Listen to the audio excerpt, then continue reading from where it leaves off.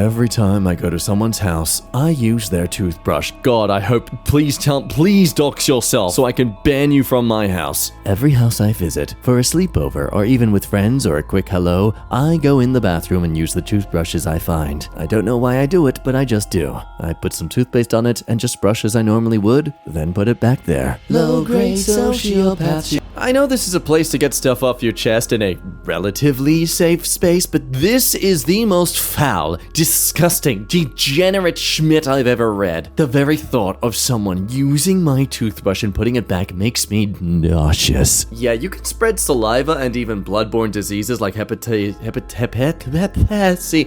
and many others. This is very disrespectful and risking health of the people you visit. And most importantly, you can spread it or get it. So, you know, I mean, clearly you're someone incapable about considering others, so maybe at the least consider your own health and safety? Either way, new fear unlocked. Please stub your toe. My little cousin cracked my iPhone XS Max screen. Made my aunt pay $329 knowing I have Apple Care and it only cost me $29. Straight out the gate, scamming family members. Love it! Let's see how they justify themselves. My little cousins are the biggest schmitz in the world, okay? Starting out strong, really strong. And my aunt pretty much lets them do whatever they want without consequence. They were roughhousing and knocked my phone off the counter, shattering the screen. My closest Apple store is about 2 hours away, and it's a huge inconvenience for me to drive there, not to mention the extra gas. So instead of explaining this to her, she's the kind of person who doesn't care about things that don't affect her directly. I told her it was $329 to fix, which is true if I didn't have Apple Care. So she wrote me a check for $329 and I only had to pay $29 and I pocketed the extra $300. I consider that my non-disclosed inconvenience fee. Now, according to Australian dollary dues, your replacement screen costs half the phone. It cost me $400 to replace the screen on my $2,500 Galaxy Fold. I'm just like, if anyone wants to accuse someone of scamming here, I think it's Apple. Now, I'm sure one of you has the mindset of, well, these are just being kids. It's not their fault that you were leaving your phone lying around somewhere it could be bumped off. Firstly, hello there, Devil's Advocate. Allow me to introduce you to more context. Edit, my cousins are 14 and 15. Not exactly toddlers. But yeah, even that, as some people say, it's basically like paying Apple Care anyway. It's not really like you made a saving, because you're still paying for the Apple Care. Though, as they explain, they kind of recuperate their costs with it anyway. So hey, yeah, win-win. Oh, don't feel too bad. I've done something similar. A girl got real drunk at a New Year's party I hosted, got into a fight with her boyfriend, and started throwing empty glass beer bottles at him in my kitchen. So we asked them to leave. On the way out, she punched a hole through one of our windows. She must have seen her boyfriend's reflection in it. Her boyfriend made her pay for damages after days of her acting like, "That's the risk you take when you throw a party." So I found a Feldco quote to repair it for around $260 and sent that to them. Meanwhile, I used to rehab houses, so I bought a new pane, cut it to size, and put it in with some new siding for about $50 worth of materials. I didn't tell them that and took the $210 in profit because honestly, frick you for being that kind of rude. Okay, well now in comparison, yours is far more justified though. Like, okay, in the OP's original story, the aunt is being rather careless and inconsiderate, but I'm gonna have a hot take here. I think this aunt's just given up on these kids. I think the only reason she doesn't care about things that don't affect her directly is because she's gotten so mentally exhausted dealing with these two little schmitz. Oh, look, I've done many jobs over the years where I've had to mind kids and oh man. But hey, look, on the bright side, at least you didn't schmidt on your hamster. Those who know. Before I went to bed, I called my girlfriend with a low battery and told her I'll talk to her until my phone died. She began talking about The Bachelor and I pretended my phone died by Oh my god! Oh god, I got the hyena laugh out of me. Oh damn. Oh, to disrespect the love of your life like that. Surely you feel bad about it. I regret nothing. Update. Wow, this got way more popular than I wanted it to. Just an FYI, we have been dating for 5 years and could not be in a happier, healthier relationship. When she saw this post, she got a really good laugh out of it. You fool. That laughter of hers was menacing. It wasn't in any sort of rapport with you. She's laughing because she's locked and loaded this into her ammunition belt. She's placing that trap card face down, ending her turn, and isn't going to activate it until you suddenly, 6 months from now, start winning an argument. Or, on the contrary to a happier relationship, maybe she started to talk about The Bachelor because she knew you would hang up. I hope she doesn't read it because this is way too specific for her not to know this is you. I found it. And I was already suspicious. Honestly, more bitter that his Reddit karma is higher than mine now. I once dated someone pretty obsessed with keeping up with the Kardashians. I sent her deep-fried memes of the show, relentlessly roasting it for about a month before she finally got the hint and stopped talking about it. And dumped me, but mission accomplished either way. Yes, congrats, man. A relationship failed successfully. Hey, you took this from the Unethical Life Pro Tip post telling people to do exactly this. Oh, wow. So strange that one would fake a scenario to gain attention on an online forum. I'll say, the audacity to read something that's in a subreddit that's literally called Life Pro Tips, and then actually practicing it. What's next? Actually doing the things your therapist suggests you do? I was mean in elementary school. It still bothers me. When I was in approximately 2nd or 3rd grade, I was an a-hole. I would draw exaggerated pictures of the only chubby girl and write, "Helen is a fatso," not her actual name, on it. I was very rude to her even when she attempted to be kind to me. I would also try to subtly tell adults I knew who would pick me up from school in a group of after-school activities that the other kids had seen them and were talking about how fat they were, and lie more, saying that I took up for them. Jesus, this person was going after everyone, even the adults? This child is chaotic evil at this point. I've attempted to find some of these people in my young adult life all the way to today to no avail to apologize. I can't believe I was such an a-hole. Yeah, look, I'm not gonna say that it's something that deserves equal pity as the actual victims of bullying, but there is certainly shame, arguably deserved shame, in being someone who, as you grow older and mature, you realize that, oh man, I, at least for a moment, ruined someone's life. Just out of pure ignorance, and yeah, it's unfortunate that, as comments say, it's something that we all kind of realize a bit too late. I was a jerk as well, and I don't know why. Here's the funny thing, my second son is the same way, and I hate it. When I was in about 6th or 7th grade, I randomly walked up to a boy in my class in front of a bunch of people and kicked him in the nuts. Oh my god! Why? I think for clout or attention, I don't know. Anyway, I still think about that moment to this day and regret my actions. As a kid, you don't really think much about other people's feelings and only about yourself. It haunts me. Okay, I'm sorry, but your haunting memory of childhood is someone's injured nuts.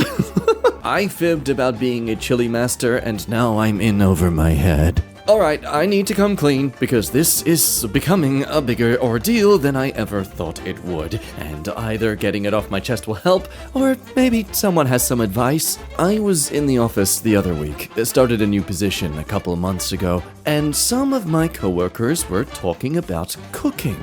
For context, I don't know how to cook. I am a microwave master chef, if you will. They're all going around saying what their best dishes are until it gets around to me. I don't know if I just got caught up in the moment or if I just wanted these people to like me so much. Look, it's been rough making new friends since moving here for work, but I just blurted out the first thing I could think of. They got interested and started asking more and more clarifying questions. Long story short, they now think I came runner-up in my old town's chili cooking competition with my family's multi-generational chili. Now, I thought I got away with it. Harmless white lie. When does something like that come back up?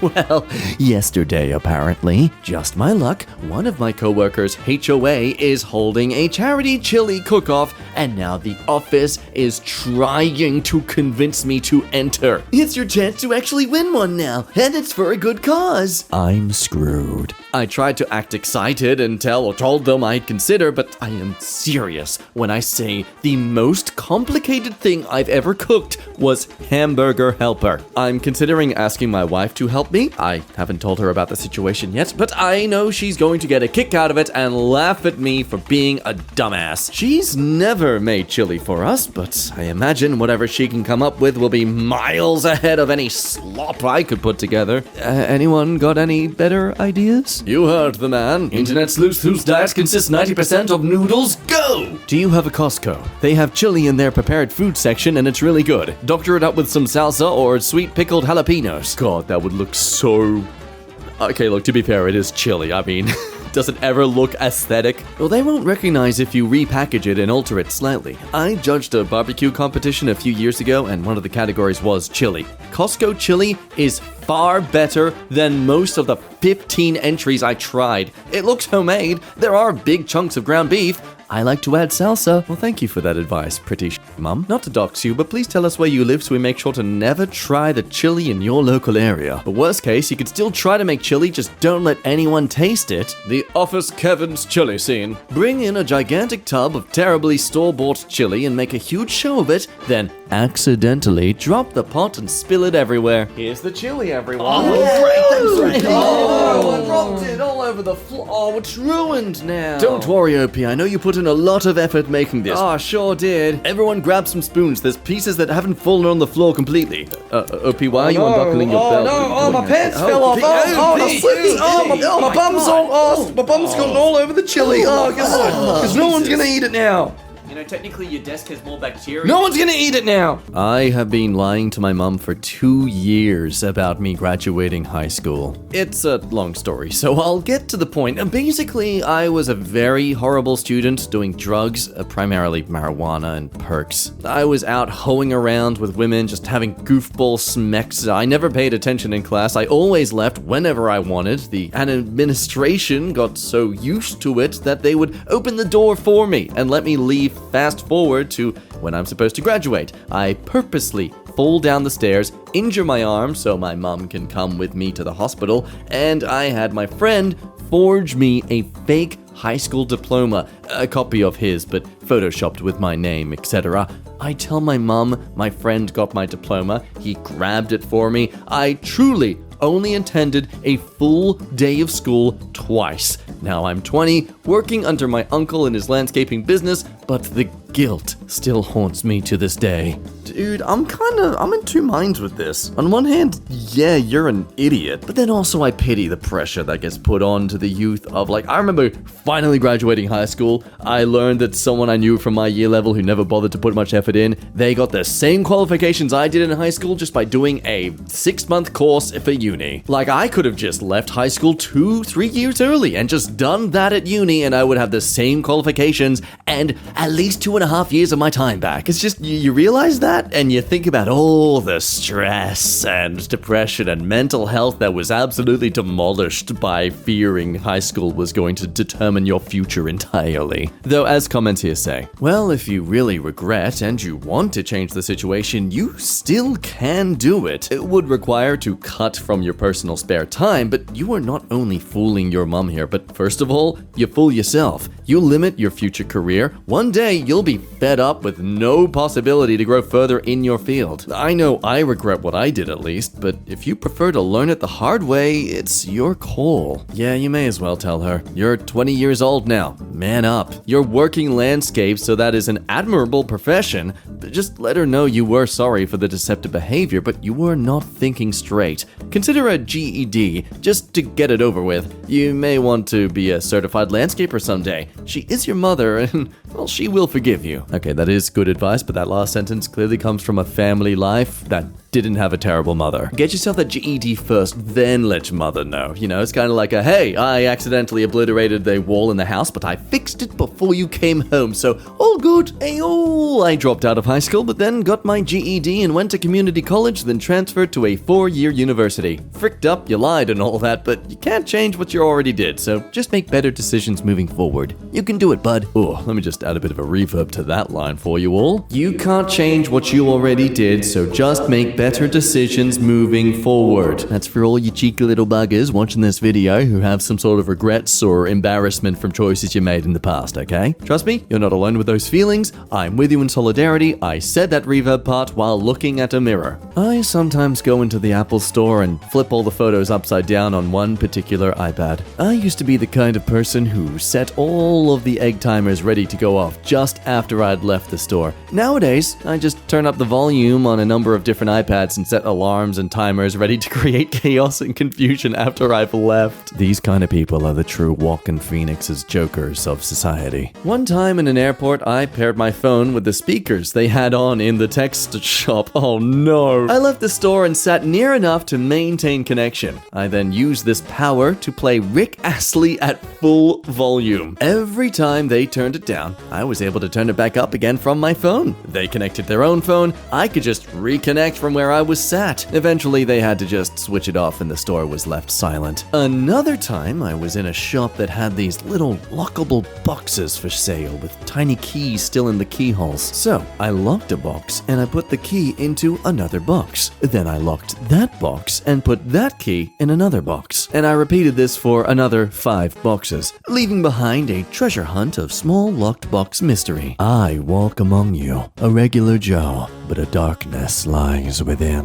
All I want is chaos and confusion. If all I ever do is make it into one person's You'll never guess what happened at work today. story, then that's a win for me. Yeah, you sound super annoying. We found Satan. Okay, so I'm open to what you all think in the comments about this person. Like, how much of an a-hole are they? Because I was reading this with a genuine little cheeky smile on my face, kind of loving the absurdity and silliness of it. But the comments on Reddit, damn! It's like everyone who read this post happens to have been working in the retail stores this person was disrupting. Why would you do this? Genuinely. It's only disruptive. Maybe someone with a different sense of humor than me would find it silly if they were in public, but everything you described is so loud and obnoxious, I can't imagine anyone enjoying it in person. Yeah, your dark passenger seems to be controlling you. It sounds like one of those TikTok idiots who just think it's fun to ruin people's days. I mean, geez, this post has made me feel extremely young because according to these people, I have the mentality of a 12-year-old. Now, don't worry if your opinion is against mine. Knowing my luck with karma, the moment I start my real-life job again this week, I'm going to definitely be dealing with someone who's going to do this. Getting rich off all my neighbors' laundry room use. I know where this is going, and I'm kind of all for it. I live in an older apartment building, and our laundry room consists of 2 washers and 2 dryers. These machines are the old-school add $1 in quarters to start type. What people don't know is the receptor that catches quarters after the machines are started is always unlocked, and you can take your quarters back anytime. I found this out a week or so ago, and to date, I've made around $30 and done my laundry absolutely free. Damn, get rich or dry trying. Get rich or die drying. Get rich or dry drying? Dry bich or dry drying. Dry or dry drying. The sound of thousands of footsteps all around the world who live in apartments suddenly checking their washing machines in their local space just to see if their communal laundry has this similar loophole. But as some comments here warn about this sort of tactic, I'd stop taking the extra money and just do your laundry for free as long as you can. There's going to be an average amount of money these machines are taking in each month that will be noticed if it's $120 short of that number if you continue at your pace. That's my 2 cents, but I'm taking that back right now. Hey, bring your 2 cents back here.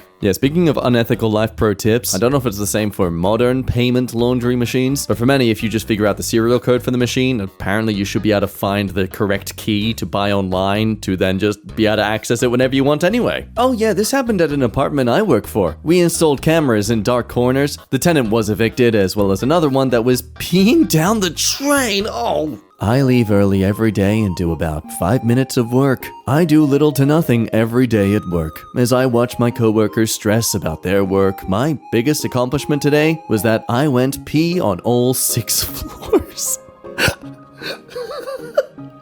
Oh my god. god. I hope you who is watching this right now isn't frustratingly unemployed, because this is gonna tick you off. Every day is a struggle to look busy, to find stuff, to make the hours go by. I usually go to my car around 10:45 a.m. every day for a nap. I work an office job, and my lack of productivity is not passed on to coworkers, if it matters. Yeah, okay, look, with that last sentence, all of this is fair game. I no longer think this person is that scummy anymore. Though I don't think this is the most long-term strategy to stick to. We had a guy like this at work, and eventually we worked it out and fired him for shopping and playing golf on work time. He just took it on the chin and was honest and said, look, don't replace this role. There's literally nothing to do. I mean, hey, look.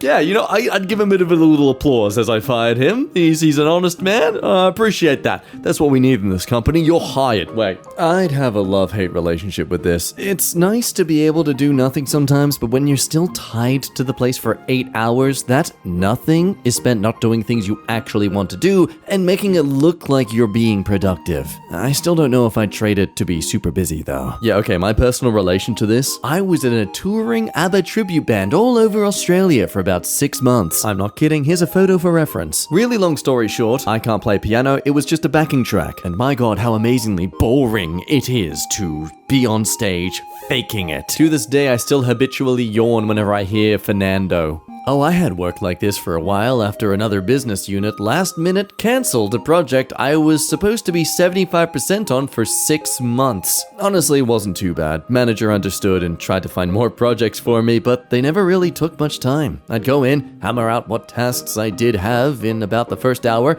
and just use my phone the rest of the time until I got an email ping. Used to walk the building a lot, chat with the maintenance guys, see what the other labs were up to. Was a stress-free cakewalk. Yeah, I know someone who had a job like that. He actually got himself a remote job he did from his first job to actually keep himself busy. Imagine your employee coming back to you, not because they want the work, they're just bored. I give my 3-year-old son counterfeit fast food. Now that's smart parenting. Don't know about you, but I think this no regrets tag is very justified. I save my son's McDonald's wrappers and Happy Meal boxes, then reuse them by serving him microwave chicken nuggets and oven French fries in them. I even throw in ketchup packets and a little toy he'd forgotten he had set to help sell the lie. He loves it, and I'm not sorry. No, you shouldn't be. This is, like, you can't, this isn't deceptive. This is too much effort and love, like, on your end. You putting in far too much effort for this to be cruel and rude. Because, like, the person you're doing this to isn't suffering. They're getting free stuff. Hell, they get nice, fresh food. You can't read this story and tell me that this is wrong in any way. Yeah, this is brilliant. BRB, gonna have kids just to try this. If it doesn't work, just throw them away. Hey, totally valid. They tried an experiment, didn't work, you know, just get rid of it. You shouldn't be sorry for saving money for him or yourself to do better things in life, and for saving him eating too much McDonald's. Yeah, man, I honestly wish my parents were this deceptive on me instead of just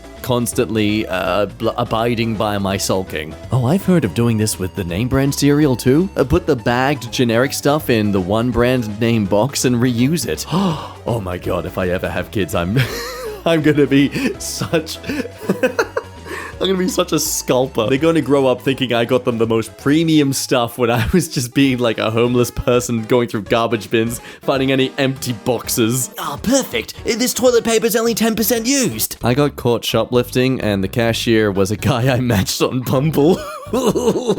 I know this is very, very bad. Like, terrible. I was with a friend, and she kind of pleaded for me to go with her, so I obliged. Sales girls caught my friend shoplifting, and because I was with her, they dragged me along to their office too. And I took a pair of earrings. I realized that I knew the cashier, a guy who I matched with on Bumble months ago. He probably recognizes me, and it's terrible. I don't know what to do. I blocked him off of everything. It's so embarrassing. I feel guilty about the entire thing as it is, but I just needed to vent. First off, props to the OP here for just trying to put all the blame of the situation onto their friend before just trying to subtly admit through a few words that, oh yeah, I took some earrings as well.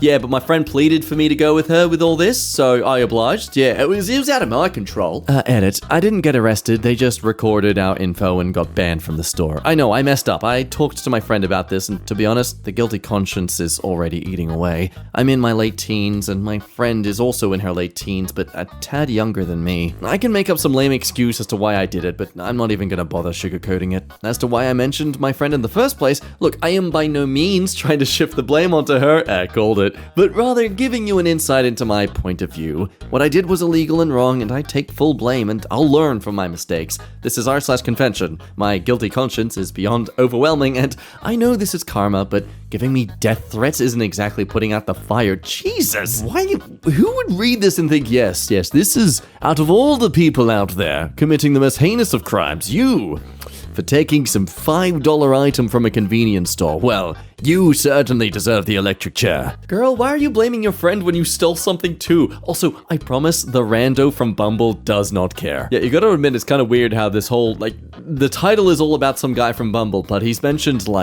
once in a single sentence. But yeah, a lot of these comments are just hounding on the OP for their decisions to do this. How old are you? You sound very young. Some rando match on Bumble isn't going to mark your future. Move on and don't shoplift. You're reading too much into this. Why did you even shoplift? Like the local community market?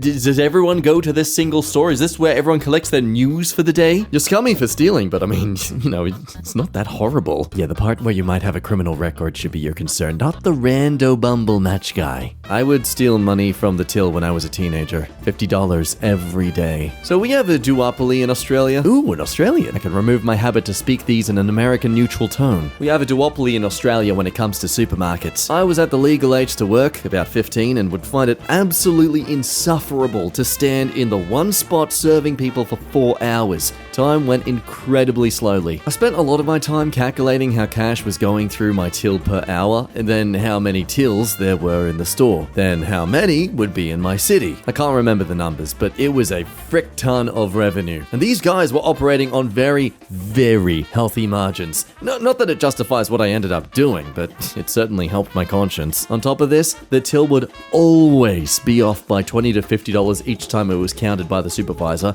If it was off by an unusual number, like $17.35, then there was a mistake made at some point and questions would be asked. But a whole round number? No problem. It must be an issue somewhere else in the chain. Therefore, when I handed in my resignation, for every shift in my last 2 weeks, I would steal $50 from the till. Now, this was in the 2000s, so I don't know how good security cameras were, but I knew where they were and would simply slide the money out and drop it on the floor, then a few minutes later, go to tie my shoelaces and slip it into my socks.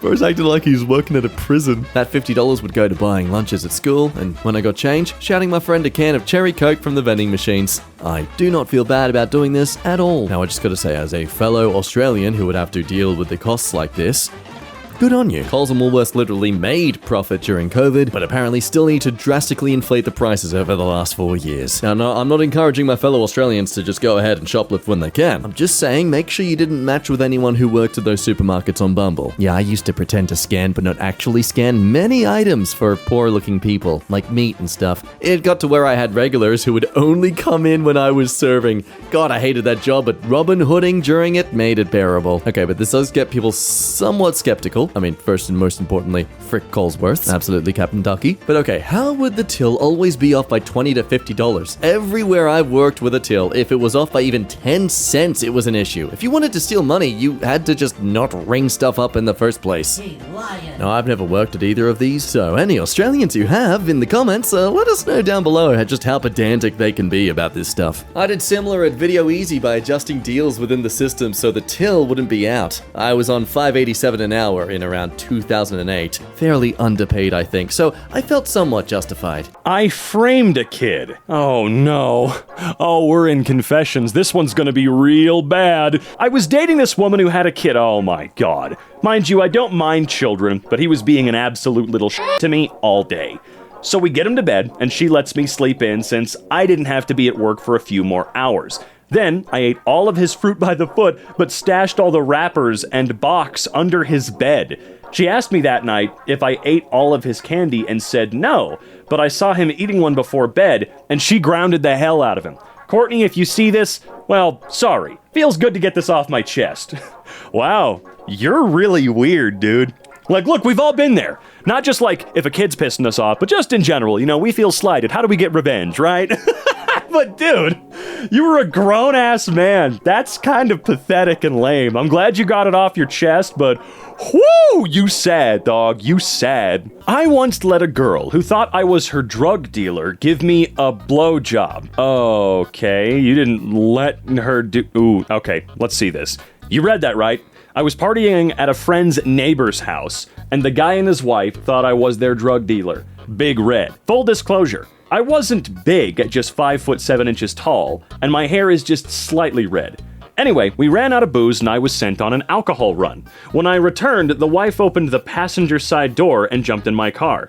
She started going on about how nice it was of Big Red to front them whatever it was that he gave them, hoping that they'd pay at a later date.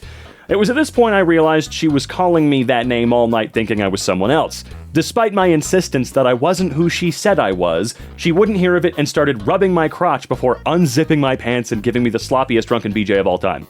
I was horrified and looking around to see if anyone was coming to ambush me while enjoying myself. That sure was a confession, my guy. Don't ever talk about that again. Just don't. Just don't. I can't help but stare at girls' boobs when they are braless in public. Yes, you can. Yeah, you can help it. I've noticed lately that more and more girls are going braless, and I have absolutely zero problems with it. Yeah, 'cause you're weird? My problem is I find it impossible not to stare at girls' nipples if they're poking through their shirt. I see so many beautiful girls walking up and down the streets, and immediately their nipples catch your eyes, and I'll notice them catching me staring at them, even though I'm trying my hardest not to make it obvious. Anyone have input on whether or not girls are okay with that? I don't think they are. No, I don't think women are okay with you doing that. They're not going braless because they want people to look at their boobs. You know, from what I've heard, bras just suck ass, and nobody likes dealing with them a lot. You know, not blanket statement across the board, but yeah, you can help it. All you have to do, and this is kind of crazy, is not look at people's boobs. It is that easy, okay? I'm a woman with big boobs who goes braless whenever possible. I don't care if I catch you looking. I understand that the novelty of unbound breasts is distracting, but looking and staring are different things. If we're having a conversation and you can't or don't care to make eye contact because my humanity is less interesting to you than my tits, then it'll be a short conversation. So yeah, I could see that. Like, I don't mind if I catch you looking. I mean, my boobs are, breasting boobily, as some romance novels would say. But yeah, I can't help myself from staring. That's such a dumbass thing to say. Like, no, you can. It's easy. My boyfriend just admitted he's a psychopath to me and that he picked me. Oh, good God, that's a long one. Uh-oh. I don't know where else to say this, so I'll leave it here. I've been with him for about 6 months and have known him for about 3 months before that. He's gorgeous and witty, intelligent? I just invented a new word, and I think it might actually work. Witty, intelligent, charismatic. Genuinely not at all what I stereotyped a psychopath to be. Really? They're very good actors. I truly would have never known it.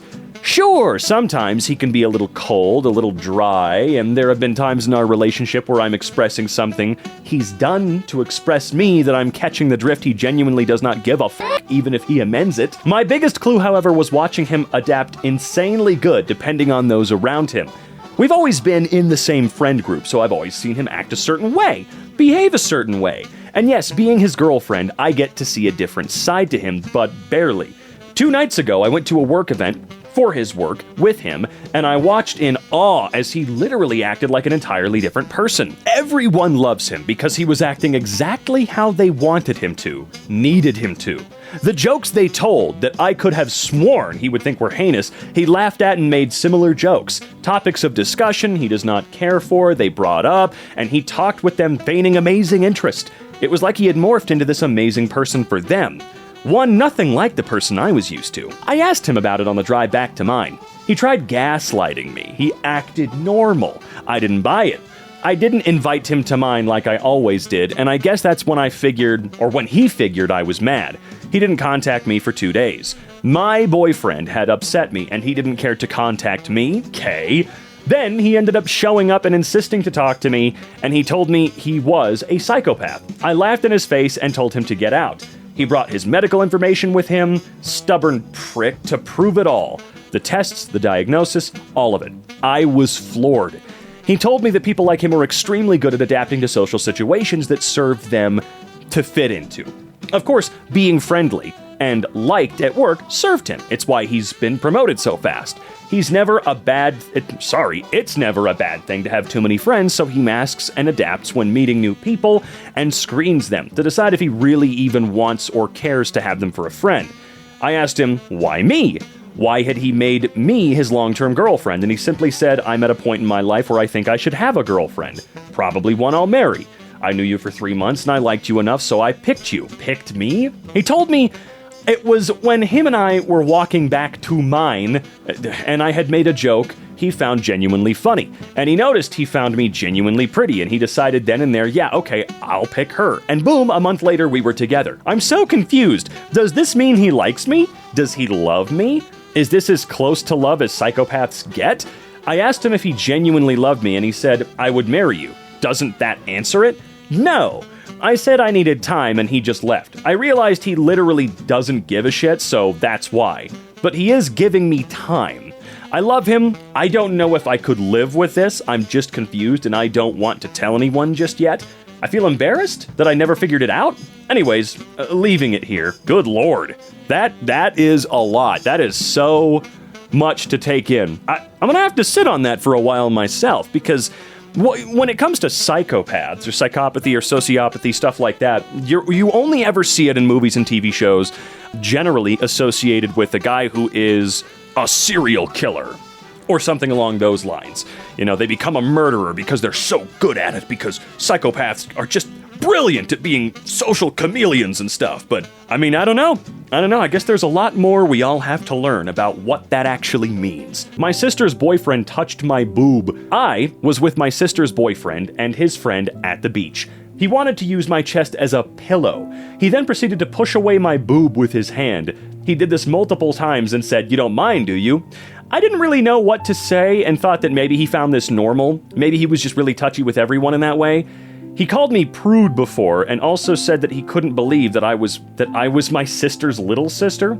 He had put his hand on my hip while he laid down next to me. I called him my brother as a joke. He said that he found it weird that I called him that. He also said that day I was a replacement for my sister. Should I tell my sister? They're living together and are moving into their new home next month. I feel like you should. You know, I definitely feel like you should tell your sister about this dude being pretty creepy and touchy. Like, straight up. That is weird. I don't... Let her know. My now ex-wife was begging for a divorce during my chemo treatments. This won't be a long read, and this isn't much of a confession because just about everyone I know knew about it.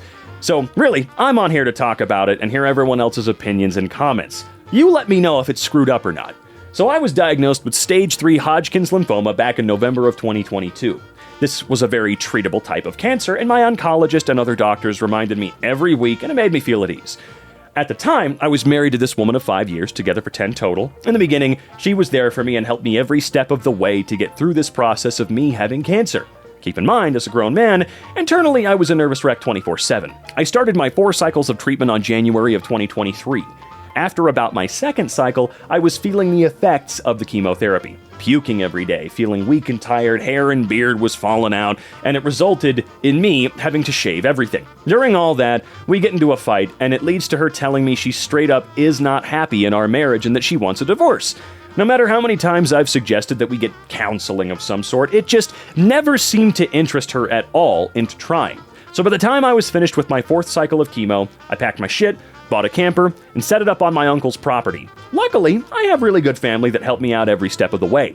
Thinking back on how we ended things, it really felt messed up, and I was sad that it happened that way. But I will say this though, I am very happy with where I'm at now. I'm over a year into remission, and every CT scan so far has been coming back clean. I'm living with the best girlfriend I could ever ask for. Thanks in advance to those who took the time to read My Little Confession. Oh, My Little Confession, I love that show. I don't care that a 7-year-old is getting hate for abusing a cat. I recently learned that a 7-year-old got doxxed and a lot of death threats for posting a video of abusing what looks like, to me, a kitten. What? I don't care that he got a lot of hate and death threats. I don't know how to feel about the doxing part. I hope that scared the living shit out of him and that no one abuses that information like a predator or something like that. What I care about is that I hope this whole situation puts the fear of God in him and that he cries and regrets everything he did. If a 7-year-old can record a video of abusing his cat and upload it to YouTube with a well-written title, then in my opinion, he deserves that backlash. I understand that a lot of people don't like how the internet is handling it by giving him death threats, but I don't care. He knows what he's doing, and I hope him and his parents learn from this. I had my mom help me upload videos when I was 7, so either the 7-year-old did all of this work by himself or the parents helped him. I just don't care. What the hell is going on? Can't stop thinking about what the dermatologist said. Yeah, weird, I know. Went to a new dermatologist recently. My old one retired, so I was assigned this new doc. He was young and professional. He did his exam, and then at the end of the visit, he complimented me on my skin. You have beautiful skin, great color and texture. It felt very genuine. I'm a middle-aged, morbidly obese, perimenopausal woman? I've never seen that word before. Who never gets any positive remarks, so I soaked that up like a dry sponge. Didn't realize how thirsty I was for genuine positive compliments and attention. It has shaken me, because it woke that part of my memory that I used to be a young, attractive, thin woman who did always get compliments and attention. I've been so used to being unseen. Anyhow, I guess my confession is that I'm embarrassed that such a simple remark has made me feel so much. I thanked him, but damn, I should have been able to move on from this. I ended my relationship this morning. It was the time to make some life decisions, before I don't know who I am. I ended my 4+ year relationship this morning at 9:39 EST. I'm not sure what I've been doing for 4 years with this person. After a Trump tirade about the debate, she still backs him, looks at me and makes comments about me and my beliefs. I love this country and we do need to save it. My last words to her were, I cannot respect someone who respects this man. Well, it sounds like she also disrespects you by making comments about you and your beliefs, because you're not valid. Thanks for reading. I needed to share and need a beer and real human connection, or interaction. Get me the hell out of this place and talk to me, so I know I'm not alone. Edit. I did not end this relationship over Donald Trump. I am 54 years old and have spent the last 4 years with someone who turned into a different person over the last 2 years. And this event was the final straw for me. I've been trying to get her into therapy with me and work on the relationship, only to be met with ridicule and nastiness.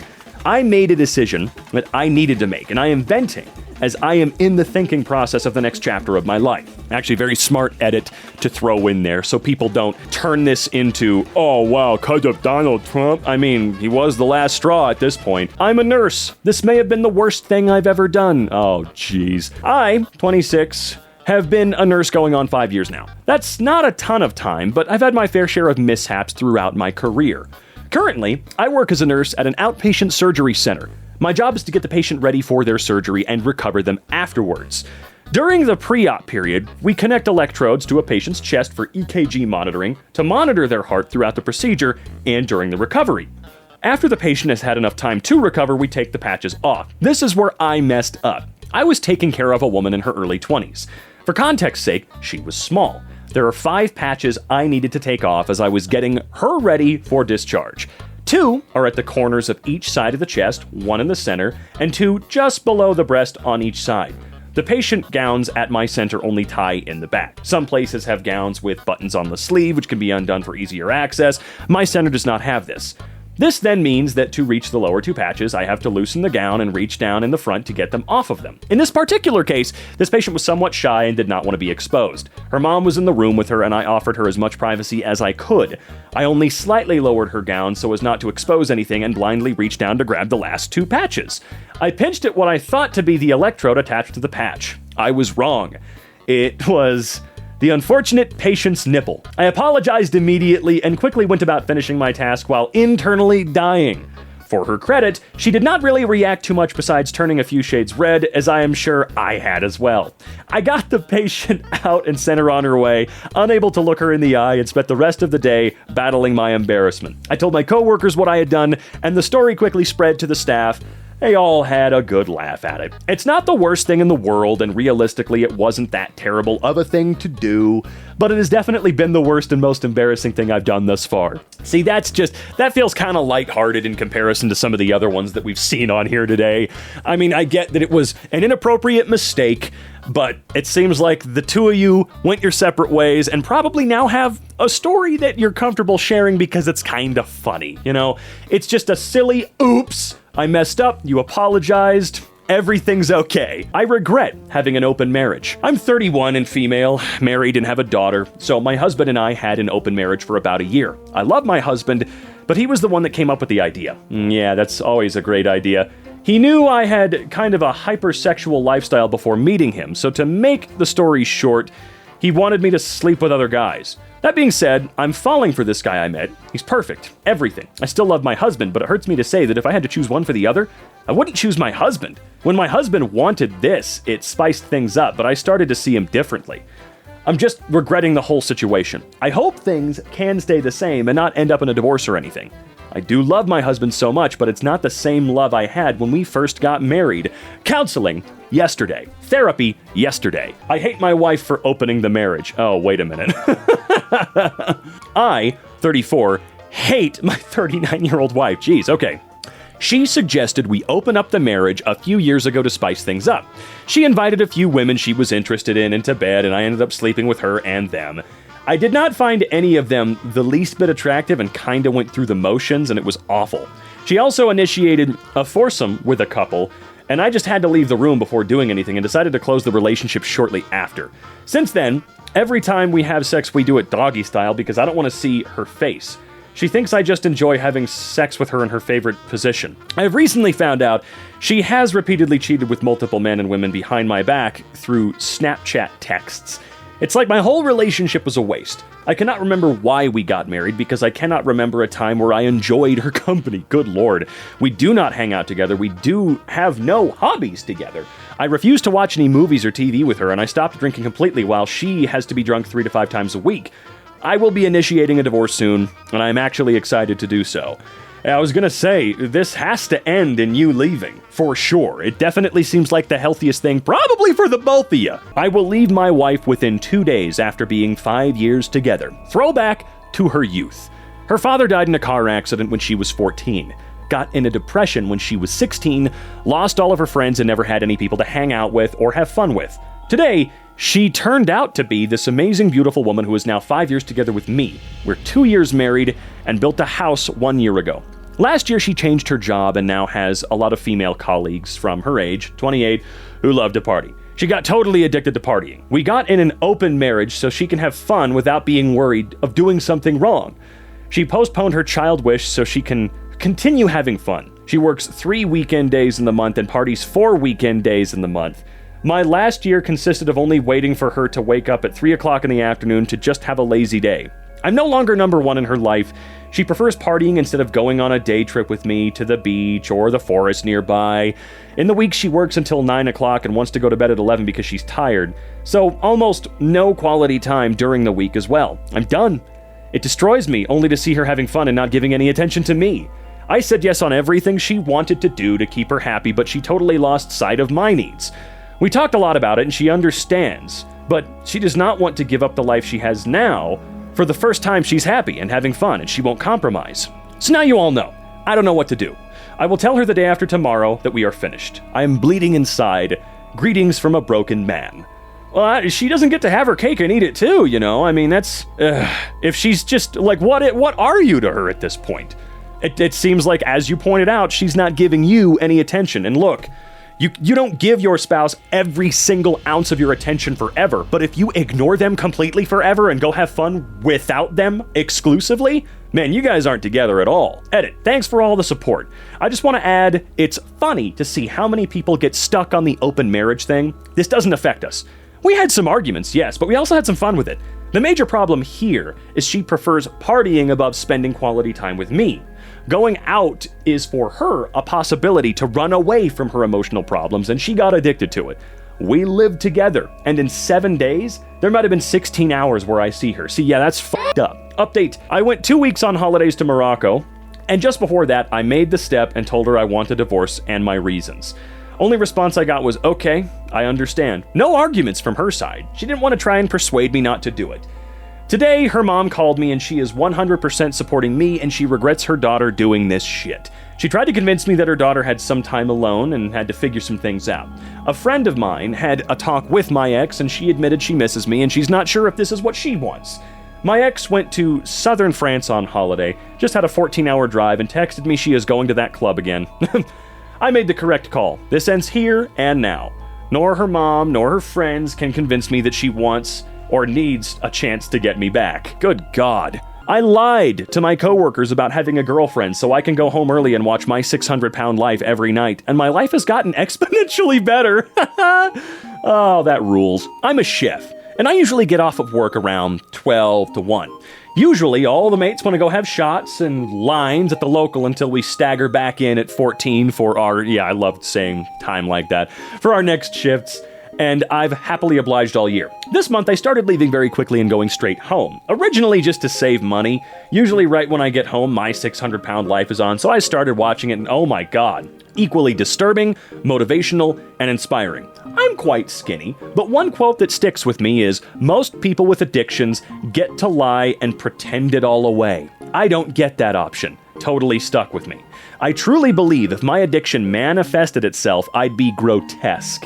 Anyways, I've been doing this every night this month to the point where a rumor that I must be seeing someone began, so I ran with it. I've never felt better and more secure in my sobriety and peace of mind. Straight home, cup of tea, feed the cat, My 600-Pound Life, motivation to stay clean and stay sober for the night. Peace. It's the weirdest shit, but I'm loving it. Man, that is currently what I am chasing right now. I need to figure out how to stop the alcohol, man. I don't know how to stop. I don't know how. And god damn it. My girlfriend didn't want me to find her Reddit account. I did anyways, and I regret it. Uh-oh, Reddit account. Does she like memes? So for context, I've been with my beautiful girlfriend for a few months now, and she's absolutely wonderful. I love her.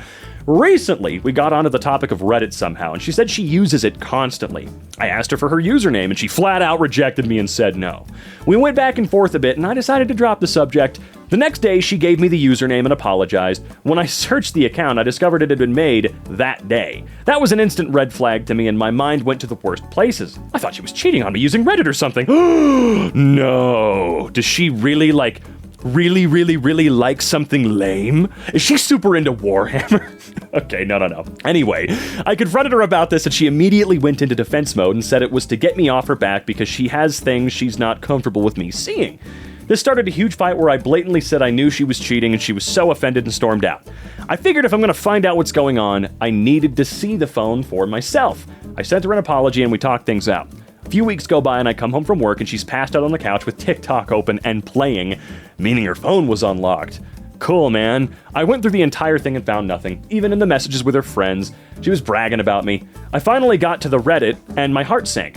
She has made multiple posts in I see, survivor support group. Mind you, she's never told me she's had this happen to her. She had made a post telling her story, which made me sick to my stomach. She had been assaulted by her ex for years. She lived with him from age 15 to 18. Her most recent post was asking for advice on how to have a normal, intimate life, because every time she tried to be intimate with me, it would bring back memories, and she was worried it would cause a panic attack. She mentioned in the group she didn't tell me and didn't want to tell me because she was too embarrassed. My heart sank, I felt sick to my stomach. I can't believe she's been going through this. It made sense. We had been together for months and we had never had sex. Just a few moments where she let me, okay, dude. But she asked me to stop, which I immediately did. I have never touched her without asking. I have never made her feel bad and always tell her that she can tell me no because it's her body. I don't have a high sex drive, so, it doesn't really matter. It's not something I need. If I would have known, I would never have made any moves. I would have waited for her. I would have done research on how to support her and make her feel safe. I would have helped pay for therapy and helped her find anything she needed to heal. It's been 2 weeks since I found out. I haven't told her because it's her story, and I want her to have the right to share it when she feels safe. Well, you kinda took that away from her because you didn't trust her. You took that away from her because you already know. I've avoided anything sexual so that she can make the move when she's comfortable. This has been eating me alive. I feel awful for looking. I feel like I violated her. Well, I'm glad that you understand what you've done and the gravity of this situation, okay? I'm glad you get it. And I'm glad that it seems like you are moving in the correct direction. But yeah, you did kind of take that away. She might get around to it. but you gotta realize, now she might not. My ex made me watch the weirdest shit. I have never told this to anyone, and genuinely, I just need to tell anyone this. My ex and I were hanging out while we were still together when we see some meme related to BJs. He jokes about me giving him one, so I joke back and say, do it yourself. He then proceeds to tell me that he actually could. Of course I don't believe him, but we moved on. Later that same day, while making out and already naked, he goes, I told you I could do it, watch. Then he proceeded to do it. In hindsight, while impressive, I genuinely do not understand why he would show me that. What he thought my reaction was going to be, or why he expected us to still have sex afterwards. Edit. I'm not trying to demonize my ex. It was just an odd story that was stuck on my mind. If you don't know anything about a relationship besides a self-suck story, maybe don't start judging in weird ways. He was emotionally and physically abusive later on in the relationship. If I wanted to demonize him, I would have not chosen the story of him sucking his own dick. Yeah, that wouldn't be the way to go if they were a bad person in general. It's just, yeah, that is strange. That's real strange. Generally, you want to have a long conversation about weird stuff that you're into before you go, check this shit out. My wife died earlier this year. According to everyone who knows us, it was quick. She went in the hospital that afternoon, died overnight. I'm the only one who knows that it's a lie. In reality, she was in the hospital for nearly a week, but she hated people seeing her when she was weak and begged me not to tell anyone. And then a day later, she wasn't lucid enough to change her mind, and I couldn't betray her. Not when I figured she would be up in a few days and angry at me for telling.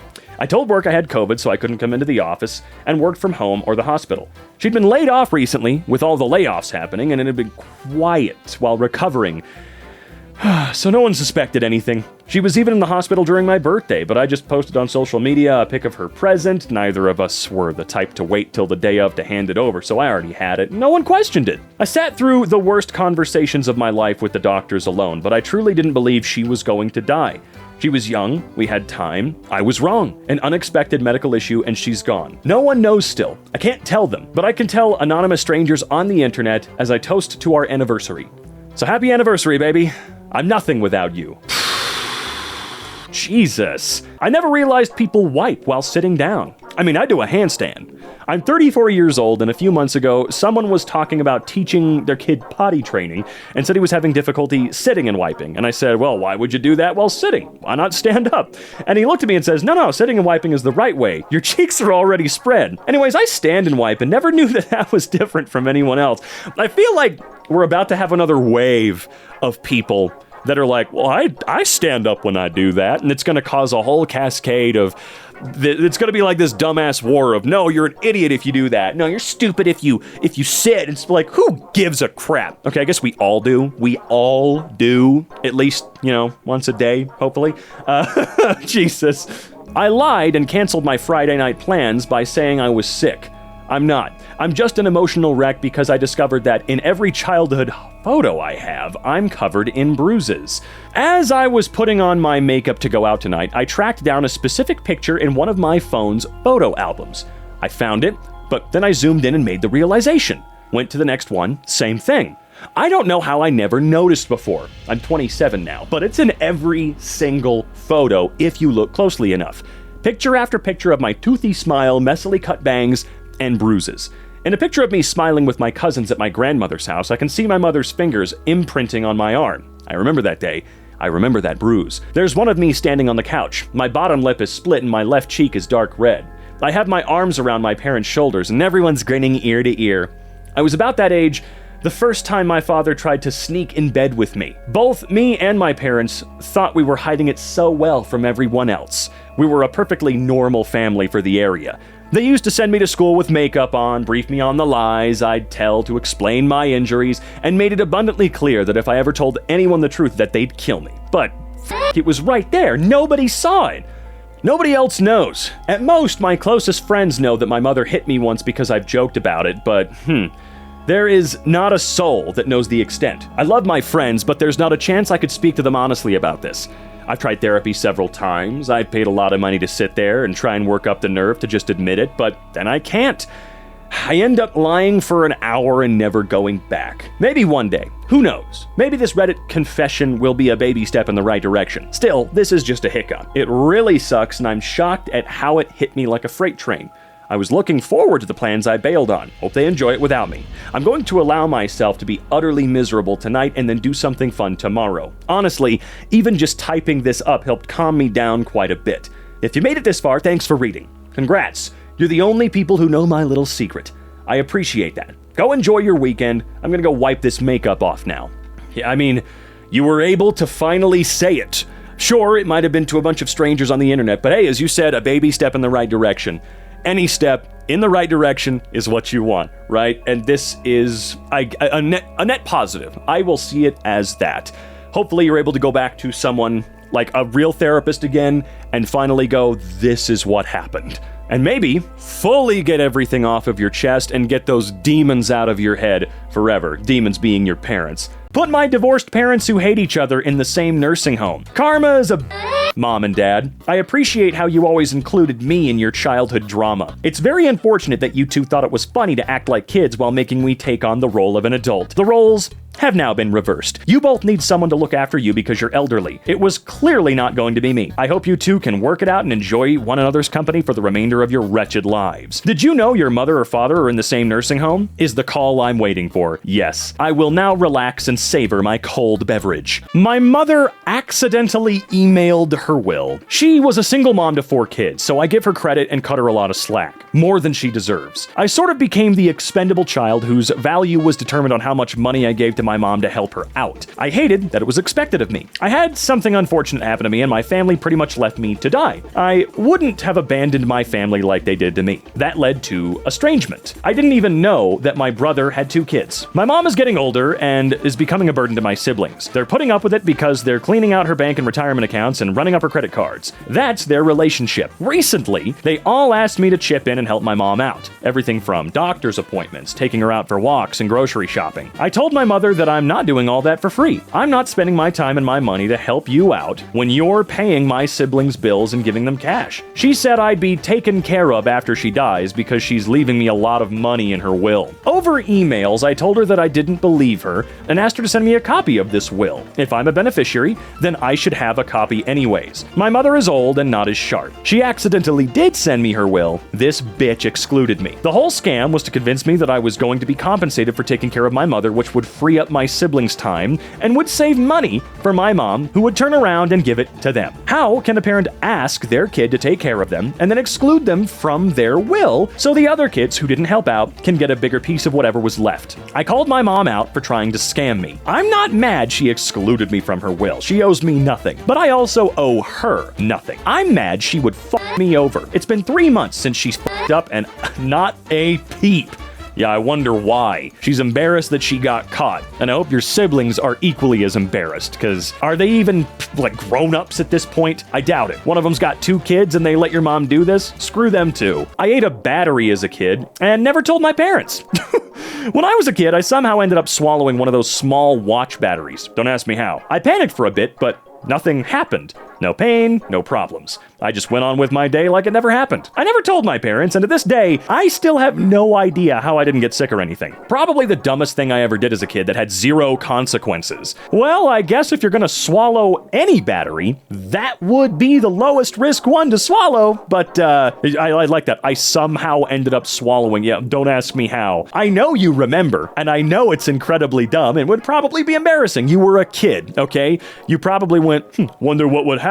Swallows battery. Oh, wait a minute. I hate my dead brother, and I resent my parents for refusing to acknowledge how much of a failure he was. These are complicated emotions, so I'll try to be as brief as I can. I had a brother who would be 43 if he were still alive today. My brother was a star high school athlete and would have college scouts attend his games. Everyone talked about how he would play in the NFL and make millions of dollars. I, being much younger, practically worshipped him. But toward the end of his junior year, the unthinkable happened. He sustained an injury to his knee that ended his football career. Our family is well off, so he didn't need a scholarship to attend college. Even still, my brother had his heart set on playing college football and never quite accepted that dream was over for him. He attended 2 different schools, dropping out both times due to alcohol and substance abuse. My parents tried to help out, but he spiraled. He went from job to job, friend's couch to friend's couch, until he finally met a woman who was just as messed up as he was. They had a kid together, my nephew, now 14. But that wasn't enough to make him shape up. He drank a bottle of liquor, wrapped his car around a tree one night, and there you have it. I was in graduate school at the time, and my parents gave my nephew's mom a pile of money to relinquish her parental rights and give my nephew over to them. She accepted, and eventually OD'd in a crack house a few years later. My parents had custody of my nephew for the first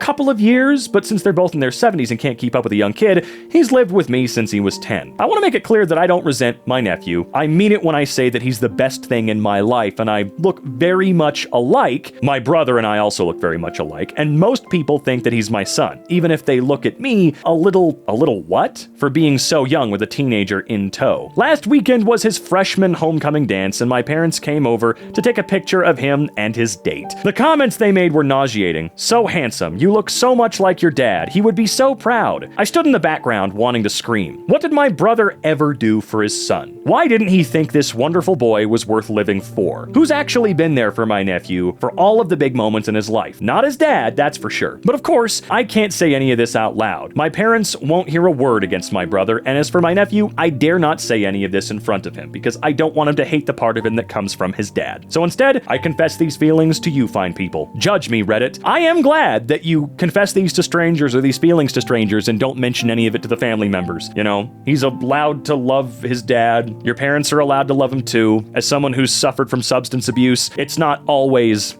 them being a complete purposeful asshole. Depression makes you do horrible things. Yeah, it makes you do those things, okay? It's not like I can just go, oh, wait a minute, I could just be happy and it's all over. It's not how it works. So I get where you're coming from, for sure. You make great points. But on the other side of that coin, maybe your brother wasn't the devil, okay? That's just my 2 cents on that matter. I witnessed my friend's girl cheating on him. Oh boy. So long story short, I witnessed the girl of a really good friend of mine cheating on him. I wasn't gonna get involved, but the guy she was cheating on him with saw me back. Neither her nor my friend know that I know. Only that guy does. This happened 2 weeks ago. I'm not sure if that guy mentioned anything to the girl. I would have done it if I was him, so that she is aware. My instincts are all telling me to stay out of it. In the end, I'll tell him and they fight, then go back together, and then I'm branded the guy who came between them. And then my friend avoids me because he doesn't want to be a cuck in my eyes. But my reason tells me if I keep shut and he discovers and they break up, then I was the guy who knew and betrayed him by not telling him. Yeah, it's a damned if you do, damned if you don't, right? Is your friend actually the type of guy to get pissed off that you warned him about this? Because if so, maybe find a different friend. Not to put this on this guy, by the way. That's not what I mean to do. I'm thinking about slipping him an anonymous note with all the details and let him figure it out and confront her. Any ideas you guys have where I don't lose the friendship? I guess I was being selfish. I'll tell him in a few hours face to face. Already scheduled to pick him up after work to help me move something, just so that no alarms are raised until I actually tell him. We'll share how it went. Told him. He just sighed and got sad and started explaining himself to me. He basically is blaming himself for working too much. Told him nothing justifies it. I think it is likely they will break up now, as he doesn't seem to be the kind of guy to forgive or forget a betrayal. Well, that's a weight off of my chest. And you thought that he's not the type of guy to forgive or forget a betrayal, and you thought that he was going to get back together with her and hate you for being the guy that came between them? I matched with a girl on Hinge. She didn't look anything like her profile, so I got my friend to call me and say he was in the hospital, so I had an excuse to leave. I matched with this girl on Hinge. We were texting back and forth and called for over 2 hours. The chemistry seemed good over the phone, and she was pretty on her profile. She invited me over after about a day of talking. I was really looking forward to it since we had good chemistry over the phone at least. However, the second she opened the door, my excitement was completely eradicated. She was not recognizable to her profile, and in a bad way. I obviously didn't tell her what I thought, but in the back of my mind, I was pretty pissed off, but grateful I didn't spend months texting her. So I texted my friend, call me in 30 minutes and make some BS up. I got catfished on Hinge. He does just that. Says he's in the hospital because he got into a boating accident at 8 p.m. on Tuesday. I explained the situation and tell her I should probably go. I think she knows it was a bullshit. It was bullshit. Wow. But she didn't say anything. When I got home, I started feeling very guilty, and in hindsight, I wish I just tanked it and stayed an extra hour or so, as she probably felt pretty awful after I left. But at the same time, she put a very unrealistic representation of herself on her dating profile. My friend said I should have told her that she didn't look like her profile and just left. But to me, that's more mean, but it is the truth. Please tell me, guys, how should I have handled this? I mean, I don't know. Are you getting it that she was heavier? Like she gained some weight or something? What are you getting at that you're so afraid to say here? Because you say, not recognizable to her profile, in a bad way. See, we don't know what that means.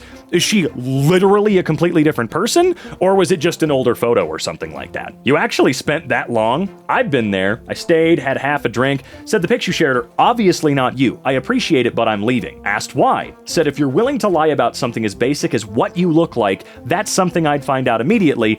I definitely couldn't trust anything beyond that. I see that 100%. I do maybe 20 minutes of work per week at my salaried job. I work from home for a company where I've reached the peak of my job title, at least at this company. I'm the only person of my role at my company. My boss is the manager of 5 other people, all different roles as well. This whole place is incredibly mismanaged and chaotic. I do maybe 20 minutes of work a week. Monday, I'm given my task, and for the rest of the week, I dick around on Reddit and YouTube until Thursday when I sit down and power out the solution in 20 minutes. On Friday, we review it, and usually it's given a pass, and that's it. And they think it took me all week to do this. I'm bored as hell. I hate going on Reddit and YouTube, but I don't have the energy nor ambition to do anything else. I get paid very well and pass all of my reviews with flying colors. They all think I'm working hard, but I don't do shit. I hate it and love it at the same time. I hate it because after 2 years of this, I've completely lost my work ethic. I wish I could do something more, but I'm almost 40. Who gives a shit? I don't know. At this point, it seems like you're due for a hobby. Find something you can spend this easy income on, and that might help you out a little bit. I found out my husband has been making life decisions based on his ex's note. Background on my husband: he was a fat, lonely kid, often bullied, no friends. Then he met Maya, his first and only friend. Like my husband, Maya was also a misfit, came from a dysfunctional family, and they became best friends. When they were 15, Maya was...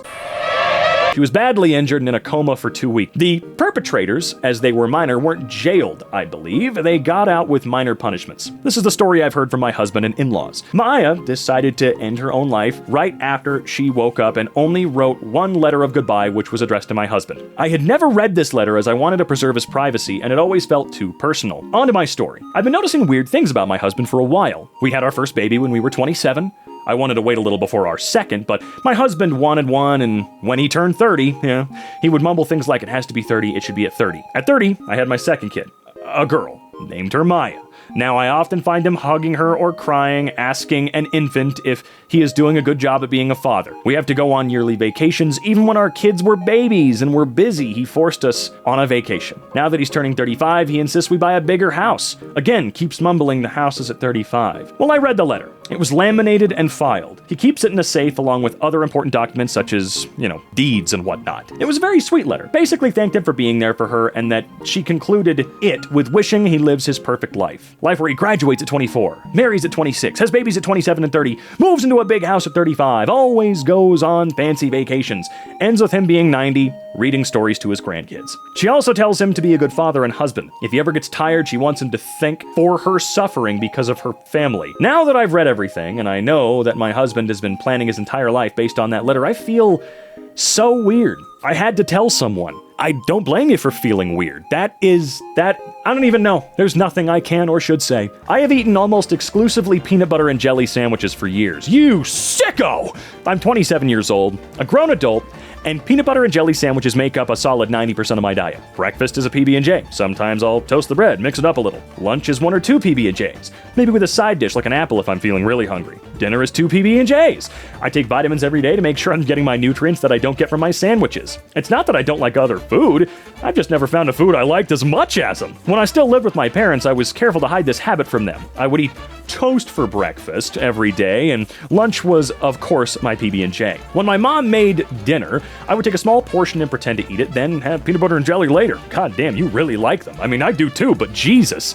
I thought I would grow out of it by the time I started college until I realized how easy and cost-effective it is to just buy bread, jelly, and peanut butter and call it a day. When the roommates stressed about cooking and groceries, I knew my trusty PB&J would always be there for me. We shared a fridge and were always too busy with classes for anyone to notice what I ate. Now that I live alone, I don't have to worry about anyone judging me for my eating habits, and I couldn't be happier. I keep my diet a secret because I know it's unusual and I don't want... Well, sure, unusual, but what I would do, if this is really gonna be it for a long, long time, I would definitely let your doctor know. Hey, doc, this is how I eat. And I take supplements and I try to make sure that I'm not devoid of certain vitamins and minerals and whatnot. Is this bad? Because I've got a sneaky suspicion that, as time goes on, your body's gonna start getting pissed off. But again, I would just talk to your doctor about that, because if doc is like, sure, that's fine, then Cool, dude, go for it. I'm very tempted to turn my client into the police. I just started working as a child psychologist 2 months ago in August after finally finishing my master's. So far, as I start from the bottom, my job has been assessing and diagnosing problematic adolescents. I've had a dozen clients so far, most of whom have been very easy to work with. Girls with eating disorders, boys with drug problems, nothing too hard. My last client, 16, who I will call X, however, left me somewhat disturbed. When I first met X, his mom dropped him off and left for our hour-long session. At first, he seemed to be very calm and even a handsome young boy. He described to me why his parents urged him to go through with the sessions. Most of it was due to being antisocial, such as sibling bullying and arson, stealing, pathological lying, including the physical abuse he was subject to by his parents growing up. However, he told me towards the end that he had killed 3 cats. Me, personally, an animal lover, my view completely shifted. I was disgusted as he described the way he took these cats out, stating that he strangled the first 2 and crushed the third with his foot, even using a hammer to weaken the second cat before he killed it. He also explained how his mom, dad, and family have no idea of these acts. I kept a straight face throughout and tried to act professional despite knowing X is completely deranged. Now here's the issue. I have to see him in 3 days for another session, and my work right now is to make a formal diagnosis on the boy and select his treatment method if there will be a diagnosis, which I haven't decided, although conduct disorder seems extremely likely. However, I feel disgusted by this psychopathic child, and I'm not sure if I can do another session with him. I'm afraid I might act unprofessional due to how appalling I found his actions. He also stated he felt no remorse or guilt. That does sound like textbook psychopathy or psychopathy, however you pronounce it. I really feel for you there, but you owe it to the world he could be a danger to finish this. I'm sorry to say, I'd be in the exact same position if I were you. I'd be disgusted and terrified. But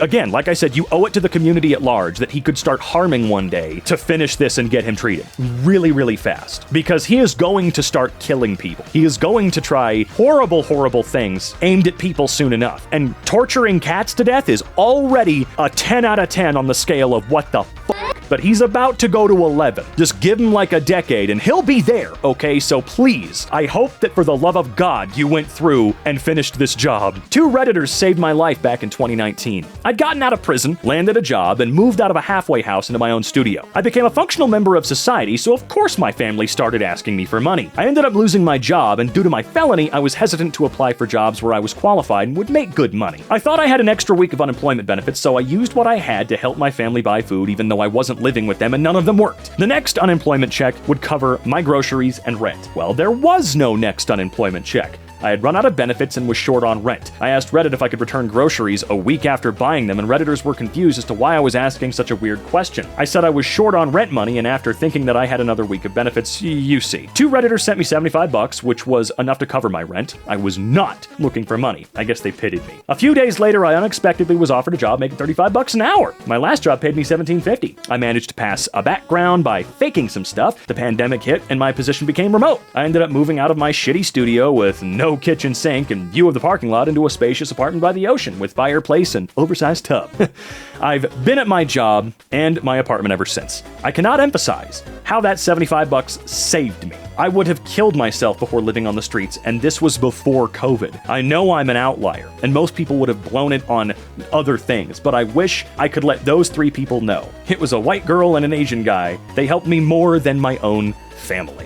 It's actually kind of crazy to see how, like, $75 to most of us, I would say, it's a lot of money, right? It's a chunk of change for sure. But in the grand scheme, it is a small amount. When it comes to rent, it's a small amount, okay? And how little a number that really is makes it just insane to see how it saved this person's entire existence. I have a small penis, and I feel like a dehumanized piece of trash because of how society treats me. Like, treats you specifically, or just treats men that have small dicks? I have a small dick. I don't want to say how small, but it's always tormented me. Not because it's impossible to find women who don't care, but because of the way others treat and perceive me. I see. Okay. Not because it's impossible to find women who don't care, but I see. Because of something I was born with and have no ability to control, I will always be associated with the worst stereotypes and phrases, and be nothing but a joke in popular culture. Hearing someone say small dick energy is deeply hurtful, and people trying to gaslight me into thinking it's not really body shaming, as some in this thread will do, is even more harmful. No matter how much I try to love myself, the reminders are always there, and everyone laughs, and nobody bats an eye. Nobody says anything. Nobody cares. Having a small dick can be very lonely sometimes, and please don't tell me that it isn't an impediment to pleasing most women. I'm well aware, but it's still an invisible scarlet letter, and the only form of body shaming that no one ever objects to or realizes is wrong. Well, I mean, there's also the height thing, you know. There's a few things about everyone that just always seems to be an okay joke, I guess. Not that I think it's okay. I beg you from the bottom of my heart to please stop making life harder for us. Stop saying people like Trump and Hitler have micro penises.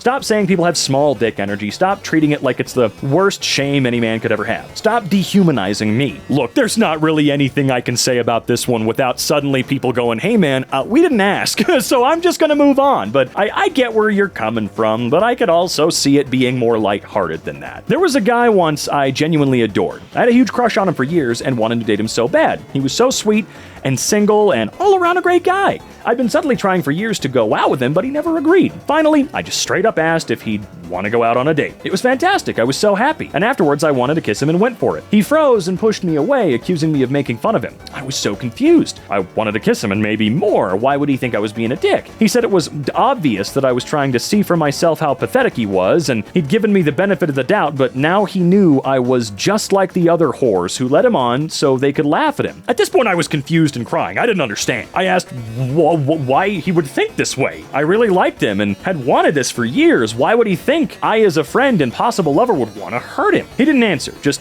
dropped me off while saying I was just like the rest and blocked me from there. I never saw him again, and the mutual friends we had said he'd ranted about how much of a slut I was and how he was, well, good and rid of me. I asked one of them what I did wrong, and he told me that the guy was extremely insecure because he wasn't very big down there, and he thought I knew and wanted to mock him when I went for a kiss. That's weird. The saddest bit about this is that I enjoy all dick sizes because I care about the people they're attached to. I'd been just as happy to hop on top as anyone else I was attracted to, and figure out how to make us feel good from there. I not only lost a potential partner, but I lost a good friend too because of his own insecurities and assumptions. I'm sorry you feel this way. The world can be unkind to people who don't fit the mold of idealism, but you don't need to be ideal in everyone's mind to be ideal for the right person. I hope you find a way to love yourself as you are, because I promise someone else will, even if you won't believe it. It's a very good sentiment to realize. Yes, seriously. When people make the half joke of, it's not the size of the vessel, it's the motion in the ocean, that is actually true kind of across the board, okay? That is true. Fellas, it's okay. Trust me, it's okay. Your penis is not the most important part of you, no matter what other people have made you think in the past. My wife doesn't know there are anchovies in Worcestershire or Worcester sauce, and I can't tell her. My wife used to like Caesar salads, and then she found out the dressing has anchovies, and now she can't eat it because it grosses her out. She used to love pad thai. When she found out it has fish sauce in it, she can't stand it anymore. She swears she can taste the fish. I recently found out Worcester sauce has anchovies in it, and I cannot tell her, because if I do, I know she won't eat it anymore, and I want to keep using it in recipes for things like meatloaf. Yeah, that shit's kind of weird. That psychological change when you know specifically how the sausage is made. I pretended that my car wouldn't start to get the day off work. They sent someone to my house to pick me up. They win this one. I was hoping to spend today applying to better paid positions, and there's some chores I need to catch up on, but nope, now I'm going to work. GG, well played. No, I get it. I do get it, but I didn't ask you to send somebody to pick me up. I'm not a f***ing child. Go away. I said I'm not coming in. End of the story. I'd be like, no, you tell that jackass to go back, man. No. Thinking about ending relationship with my boyfriend because of his Klinefelter syndrome? We've been together for over a year. I knew from the beginning that something wasn't right, but he didn't tell me that he has Klinefelter syndrome. You gonna explain that, or? Okay, well, he looks good. We're both 25. He's tall and has nice features. He really had this role going in the beginning of the relationship, the I do so much stuff and have goals act. The first time we had sex was an indicator for me that something was not quite right. Really small testicles, female-like genital hair, very small penis, long arms and legs. Okay. Anyway, but since that's not the main point of dating, I looked past it. He was really kind and I had fun with him until we moved in together. I'm an entrepreneur studying at uni as well. Wow. And really high maintenance. I like to live in organized and clean environments. Same. Take care of myself, have clear goals, and see a therapist, and basically understand what my future, or that my future is in my hands, and I can decide what direction direction I want to go in life. My boyfriend is messy. I didn't know that, since we had always hung out at my place and he really wanted to portray this image that he had his life together. Once we started to live together, he dropped out of school, doesn't know what job he would like to do, and doesn't really even know who he is. That's okay. We all need time to learn who we are. Now that we're in a year into the relationship, the issues are starting to bug me. He can't empathize with people, talks really slow, has no interest, and doesn't seem bothered by it. Basically, all he does is play PlayStation and constantly visit his parents if I'm busy working because there's always food nearby and mom does my laundry. If I don't talk, clean, take care of him, pay bills, etc., nothing happens. Apartment's full of his mess, clothes, dishes, trash, and we don't talk, not even mentioning the sex. In the last 1 year, we've had sex 3 times, and I am very sexually active women normally, okay? I've talked with my therapist so much about this, tried to politely ask questions about what he would like to do with his life, etc., but the answer is always, I don't know. So recently I found out from his mother that he has XXY chromosomes. Read all about it, and it makes perfect sense. I brought it up with him a month ago, and he wasn't bothered. He said that he should have every 10 weeks testosterone shots, but he's too lazy to book an appointment, and that doesn't bother him. I've talked about wanting to have a family this whole relationship, and he told me that he can't have kids. Anyways, we had a long talk and booked an appointment with the doctor. He didn't go. It was last week. If I bring it up, he just says I'll book it later, and I know that he won't if I don't do it for him. So the confession is that I am a horrible person for wanting to end this. I really want a man who could also mutually support me in life and want me sexually and grow as a human being with me and start a family someday. I feel like I'm holding my own life at pause, taking care of him without getting anything back, and it's okay for some time, but after talking with his mom, it's been going on since he's been a child. This feels horrible to be thinking like this. Some days I just fantasize about a real relationship where we could go do something else other than me taking care of him and him playing games. I feel torn between relationships aren't perfect, he's a kind human and I should help him, maybe someday he'll grow up and it will be worth it, and I need to take care of myself and pursue my dream life without him. I didn't know that was a thing. I'm gonna be real with you. Hold on. Genetic condition that occurs when a male has an extra X chromosome. Gotcha. May include breast growth, infertility, osteoporosis, and learning difficulties. Treatments usually involve physical and emotional therapy as well as hormone replacement.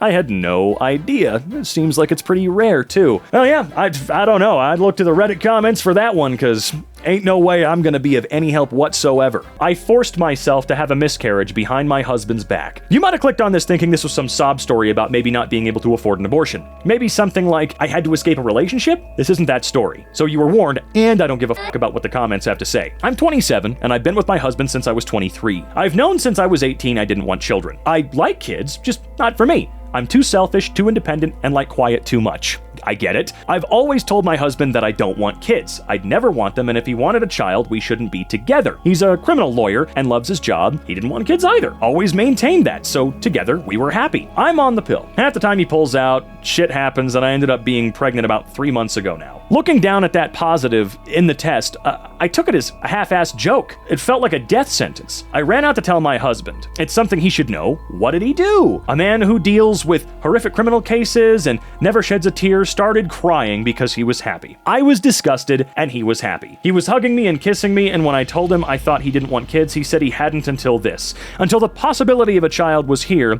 and now it was all he wanted. That's not the possibility of a child. Your horrified and disgusted wife or girlfriend or whatever, suddenly being pregnant is not the chance. That's not how that works. The chance is, maybe I do want kids, she says. You know what? That does sound great. That's not what this is, my guy. I couldn't tell him this was terrible. How was I meant to tell him I wanted out? Gone. Forgotten. I tried to come to terms with it. I love him more than anyone, so I figured I'd wait for the maternal feeling to overwhelm me, and then he was talking about names and the gender, and I thought I was gonna scream. It felt like betrayal. He promised me he didn't want kids. He made me think I didn't have to give him a baby, and I realized that a child is not something you have to make someone happy. They deserve love and attention, and I didn't want to give it any. I couldn't go to the doctors. He'd find out about, well, the whole thing. He's a lawyer. He can smell bullshit from 10 million miles away, and he knows all the right people. Knows the doctor I'd go to, and knows about the patient confidentiality, but I just knew he'd know, okay? I could feel it in my bones. Besides, I'd come back from surgery all sick and sore, unable to walk, and he'd notice. He's too smart. So I Googled how to miscarry. I drank all the teas, ate all the bad things, and did all the exercises, and made sure to drink alcohol when he wasn't around, and I went out. I took medicine I wasn't meant to. It had been a month, and he was planning to go to the doctors, and I knew I couldn't. knew they'd figure out what I was up to, so I pushed back and ordered pills online. I took them, destroyed the evidence, and the next thing you know, it's 1 a.m. and I wake up to find myself bleeding. Relief. I got up, threw my underwear in the bin, and put some period underwear on and took one of my pills my husband uses to help sleep and slept through it. I woke up around the same time as him and looked down and feigned the disaster. I pretended to sob and cry and be distraught, and when he held me through it just fine, he insisted I go to a doctor, but I knew I couldn't with everything in my system, so I acted too upset. My friend's a doctor and she checked me out. I'm fine. It's okay. I didn't hurt myself. I know the risks, okay? But an animal trapped will gnaw off its own leg to escape. I told him I didn't want kids anymore because I was so traumatized. He agreed and left it be. I'm getting the implant. My wife went out for the evening and the baby has been crying ever since she has left, and I'm losing my freaking mind. My wife went to a concert with her sister and left me home with the baby. I want a goddamn drink of water and maybe a few minutes to clean the kitchen and take a shower. She has been crying nonstop, and I can't wait for my wife to get home. She is on maternity leave and I have to work tomorrow, but I can't exactly complain to my wife about the baby because we are both parents. So I complain to the anonymous people of Reddit. And before you guys judge me, I am taking care of my daughter. And I won't say anything to my wife when she comes home other than ask her how her evening was. I'm allowed to vent anonymously. My being an asshole here allows me to be normal IRL. And look, it's not that you're being an asshole or anything like that. It's normal for the parents to lose their mind at the screeching crazy baby. More so for mom, because mom, as we know, does a lot more of the work in general, like a lot more of the work, obviously like growing the baby and then having to birth said baby and whatnot. But look, you're totally normal to be like, yeah, I'm losing my mind. This baby is crazy, man. I am glad that you are persevering and doing what you are supposed to do as a parent, but also letting her go out and have a little bit of goddamn fun. That's nice. Hopefully you continue to do that for her sake, because that's going to be very appreciated on her end as time goes on. I can guarantee you that. So good on you. You can keep yelling into the void. It's very cathartic. It is very therapeutic. It's very helpful. It's much, much better than letting it fester and turn into some kind of dumbass explosion on your partner or otherwise. Just remember, the more time she spends with you, interacting with you, the more you become a safe space for her, almost as good as mom for the soothing quality. I'm not saying you're not as good as your wife. Sucks now, worth the investment later. You're not being an asshole here. I'm a mama, and it's hard. It's valid to feel overwhelmed and frustrated. Hope she settles down for you. And I'm sure she will. She'll run out of energy at some point, or just maybe have a little moment of, you know what?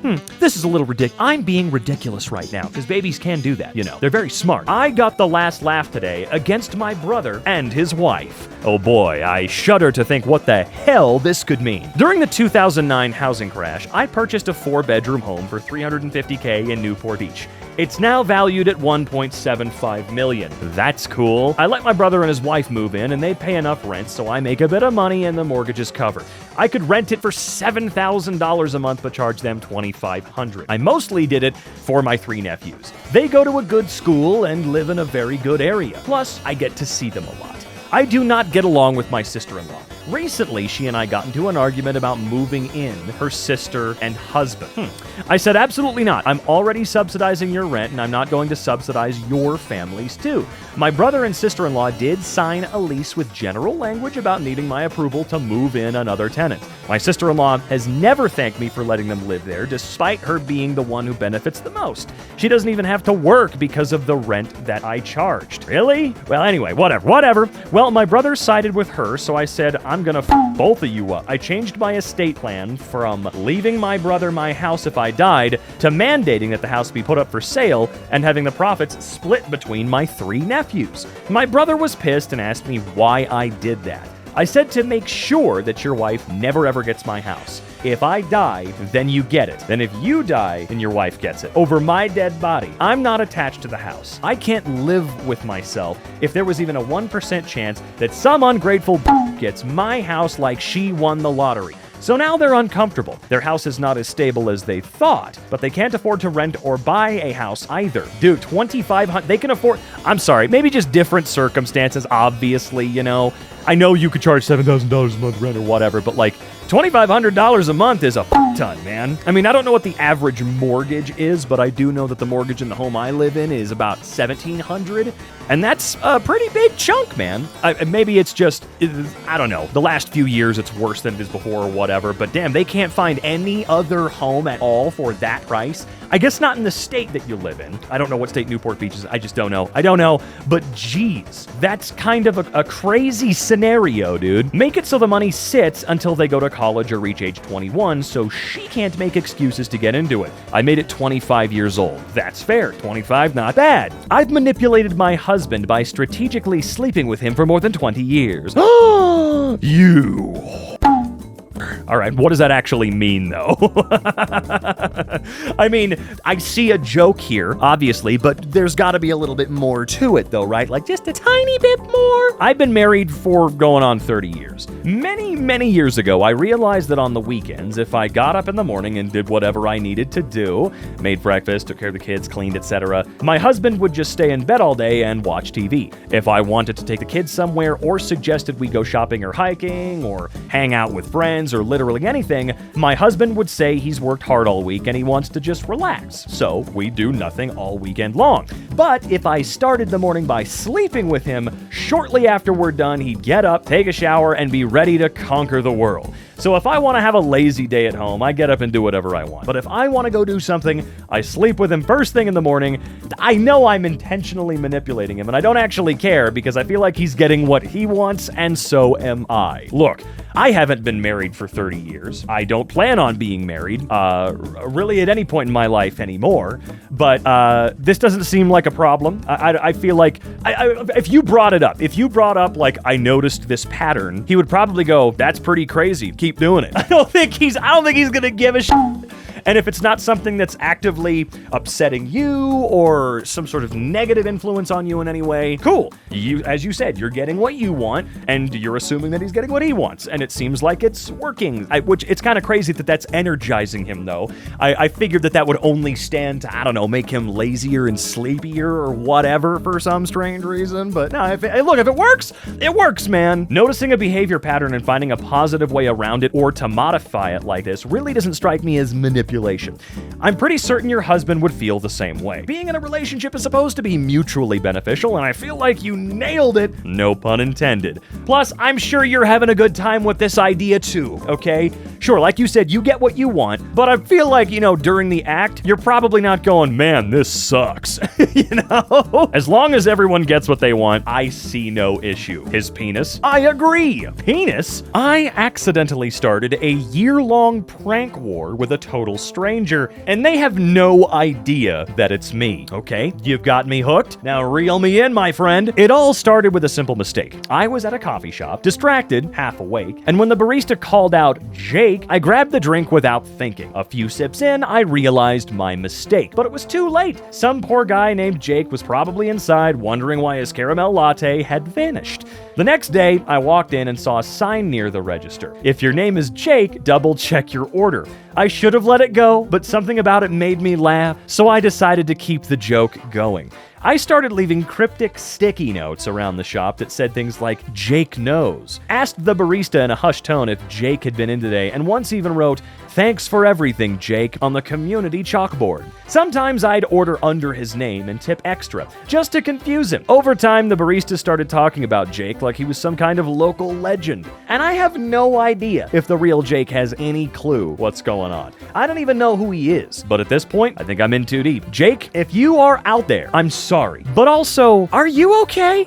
I don't think you've ruined this man's life. Hell, you know what? He probably stopped going to the coffee shop, or at least this coffee shop, after his order disappeared. I know that might sound petty, or it might sound like I'm making the guy out to be a petty jerk or something like that, but people kind of do that, One negative interaction or negative experience, while it shouldn't, does cause a lot of people to just off. It really does. So Jake probably has not been in since that day at all. And the fact that they brought it up and said, hey, if your name is Jake, double check your order or something like that, I don't know, it makes me feel like he might have complained and annoyed the baristas or something like that. I don't know. I'm looking too deep. It doesn't really matter, but I've just got a sneaky surprise. He doesn't show up anymore, you know? But whatever. This is one of those rare, perfect examples of a mostly harmless prank in which no one gets hurt, harassed, or traumatized for social media clout. Aside from the mistakenly stolen coffee that was the true innocent bystander in this situation.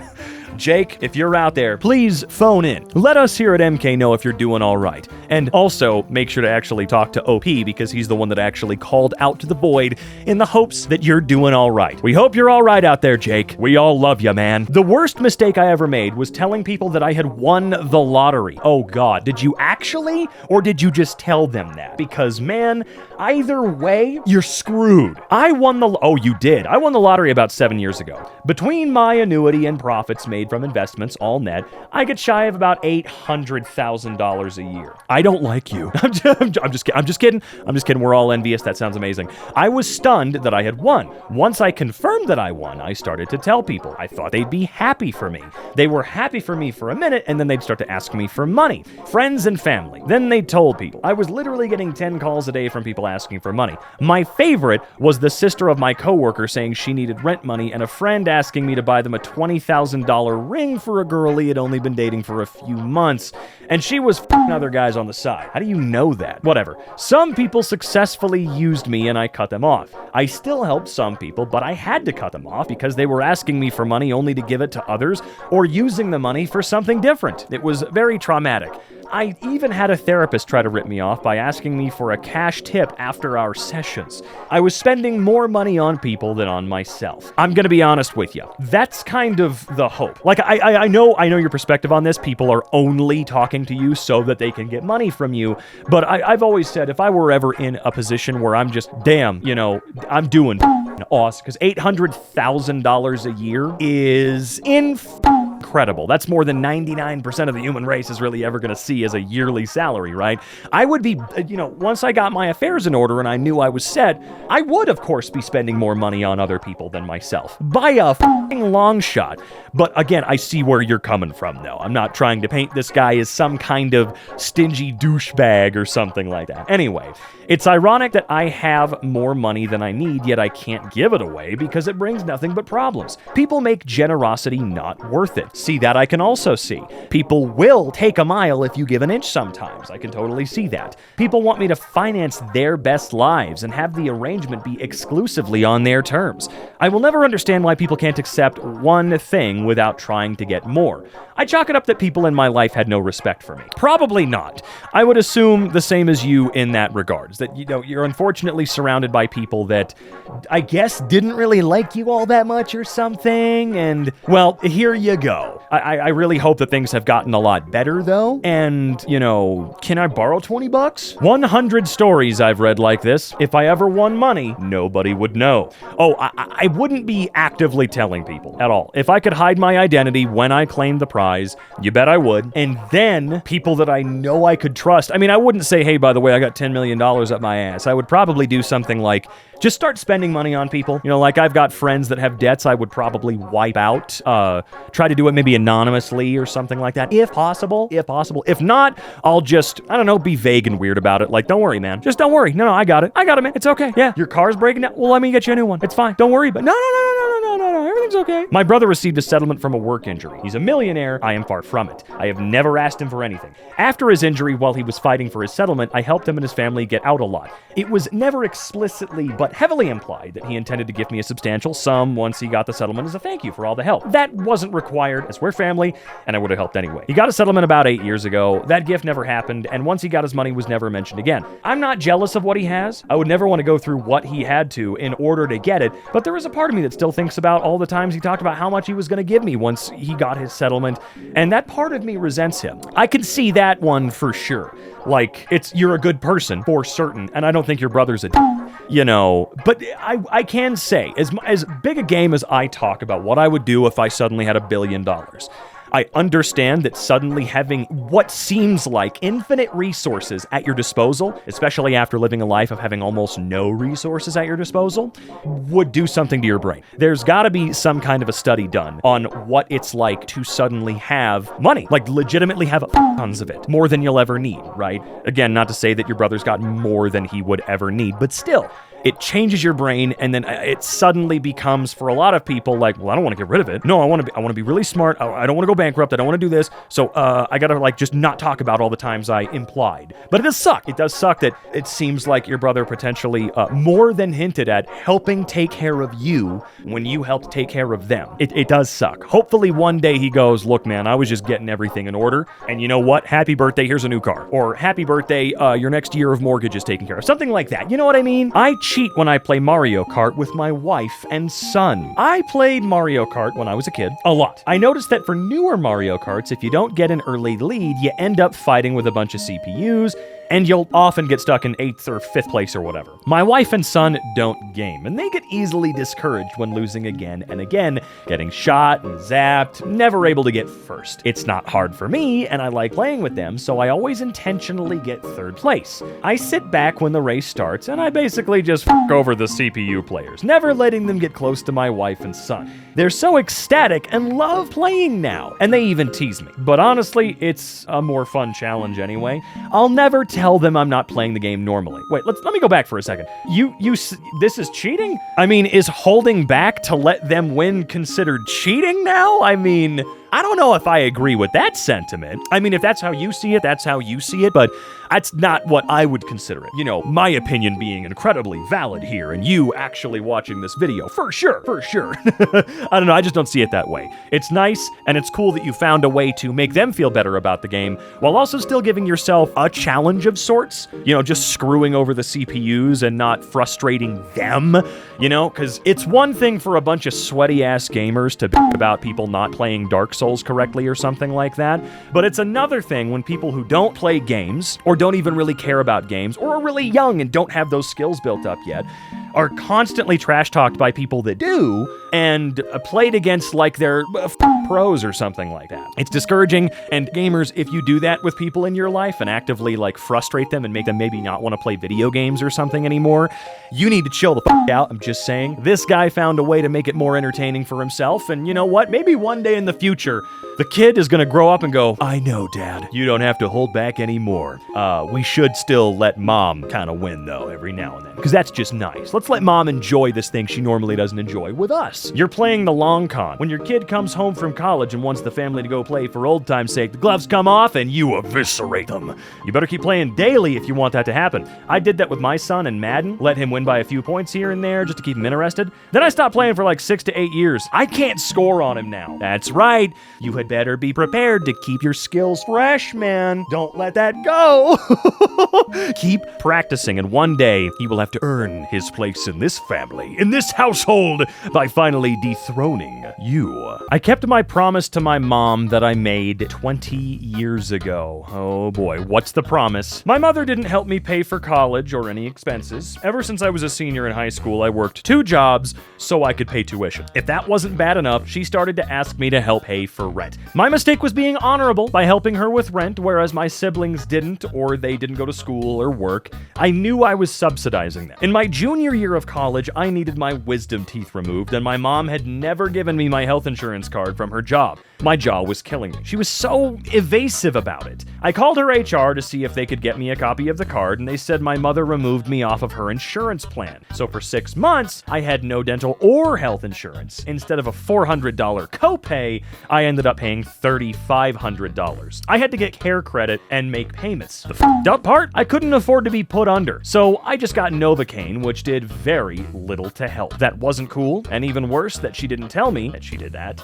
So I told her that I will not help her when she gets old. 20 years later, my mom is declining and definitely needs help with everything. She relied on my other siblings, but they had their own families. I'm single, without kids, and have disposable income and work from home. I was asked by my siblings if I would help my mom with groceries, doctor appointments, and even taking her out for strolls. I said no. My mother knows why I won't help her. She never apologized or offered to help me pay to fix my teeth. No matter what anyone says about my choice, my mom's choice to take me off of her insurance is way more fucked up. Not that it matters much, but I can now authentically forgive her. I hope. What a messed up situation all around. I know that what you've given us here in this story is what is our business. The rest of it, not really our business, okay? But I am very curious if there was ever a reason. Did you ever confront your mom and go, hey, why the did you do that? It doesn't, because to my knowledge, it does not benefit you to remove people from your family's insurance, right? I mean, did she get like 50 extra bucks a month back on her paycheck or something? What was the part there? Because I tell you, my mom never even for a second thought about removing me from her insurance until the day I was legally required to be removed from it, which really cool. That's a thing here. But what was the goddamn reason? You were doing all this work to help out, not just her, but your siblings, and she took you off. I don't know. That's insane. That's just absolutely insane to me. Hopefully some things can be reconciled. I really do hope that, you know, but keep that promise, I guess. She made her bed and now she has to sleep in it. I don't know why your siblings can't help. Seems like they got a free ride compared to you, and plenty of people help their parents even when they have families. They should be willing to help her. Seems like they just want to take advantage of you. I'm assuming you're the oldest. Good on you for not giving in. Yeah, that's the other part is the siblings. Why aren't they helping at all? What's their problem? I mean, you can have a family and still do stuff. That's very possible. But sure, it's a little more difficult, for sure. But it does sound like they just don't really give a shit about their mom in the same way she didn't really give that much of a shit about you. They just won't admit it or anything like that. They want you to do all of the goddamn work because why should they have to? They're just used to not having to, I guess, at this point. Again, based on what little information we were given here, that's just what it seems like. I'm angry for you because I know that if you have 1 child or 10 children on your insurance, it's the same cost to you. So your mom screwed you over for no reason whatsoever. You don't have to forgive her. You just have to be able to live with yourself. Man, if that is true, I didn't know that part was true. I assumed that like it might be a little more extra here and there off of your paycheck or something, because that is how that works.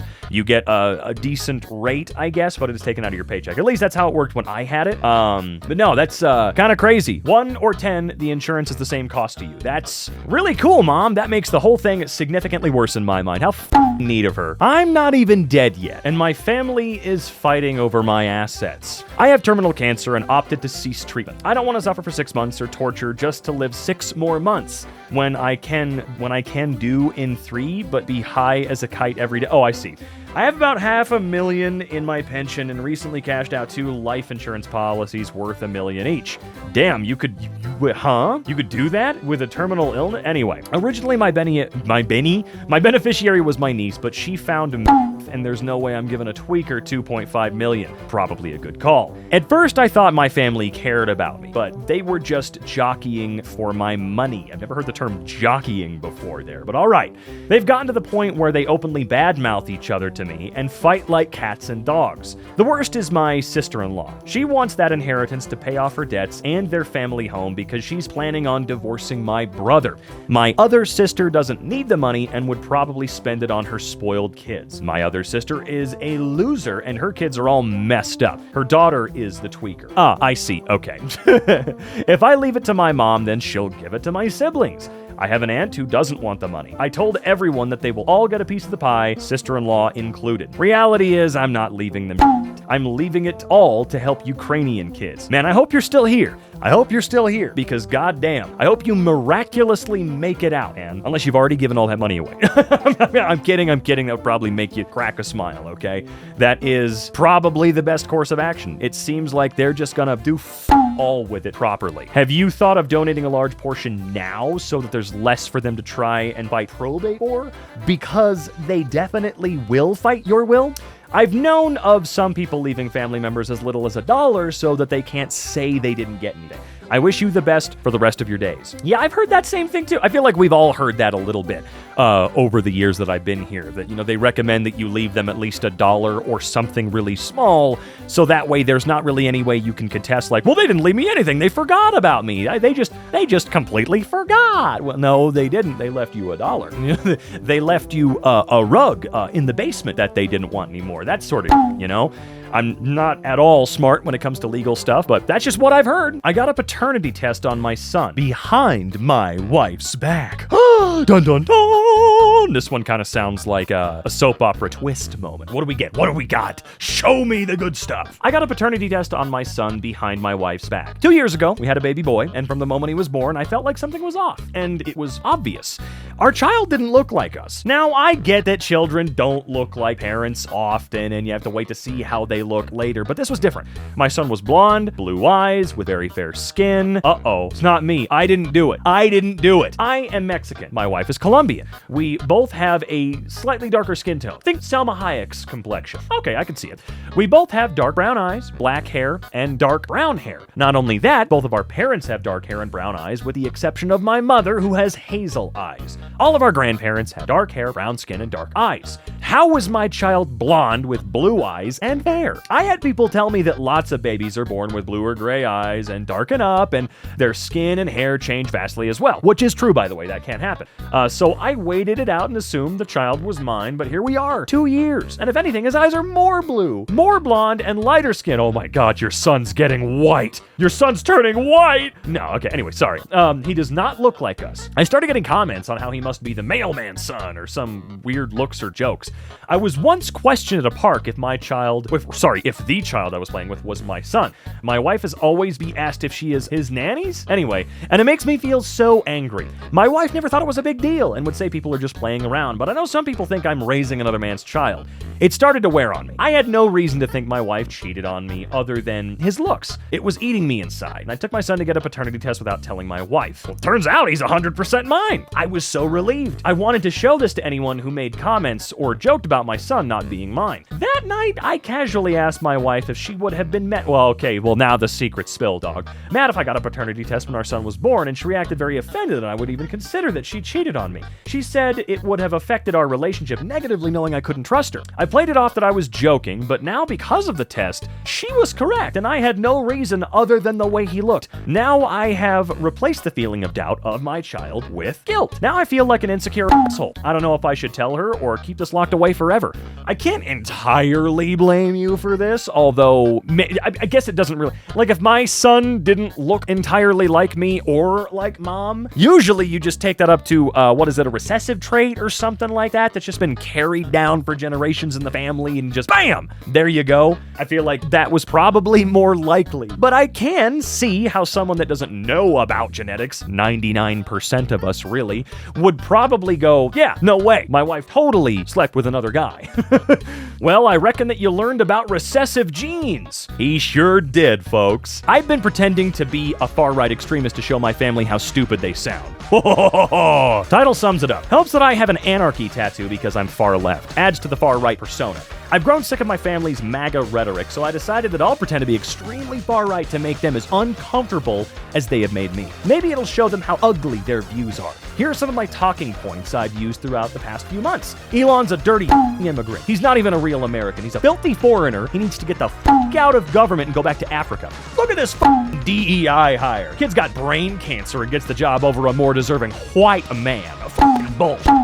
Why do I have to send my money to Israel? They mistreat Christians and nobody wants them. They've been kicked out of 109 countries. Don't you think there's a reason for that? For the record, that's a lie floated around among anti-Semitism online. Jewish people weren't actually kicked out of 109 nations, but my dumbass MAGA family won't fact-check that. And finally, my personal favorite. For reference, most of my MAGA family members are old and rely on social media. I can't wait until they take the Social Security away from these old They're just takers. They take and don't put back in. If they need money that bad, get a job, freeloading pieces of shit.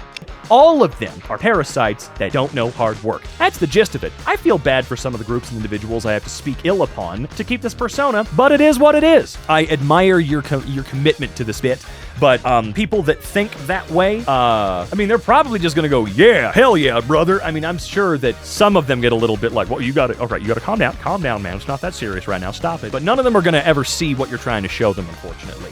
They won't. And it's not because they're actual dribbling, drooling morons like we think they are. It's because they don't want to be embarrassed. They do not want to be wrong because it's embarrassing. And in that fear of embarrassment, they will actively plug their ears. La la la la la la, I can hear you. They won't do it. You know, they'll give up all the benefits that they have worked their asses off their entire lives just to be correct and keep their head down in the sand. I admire your work. Hopefully it gets through to them, but I don't think it's gonna. Any community that gets its laughs by pretending to be idiots will eventually be flooded by actual idiots who mistakenly believe that they're in good company.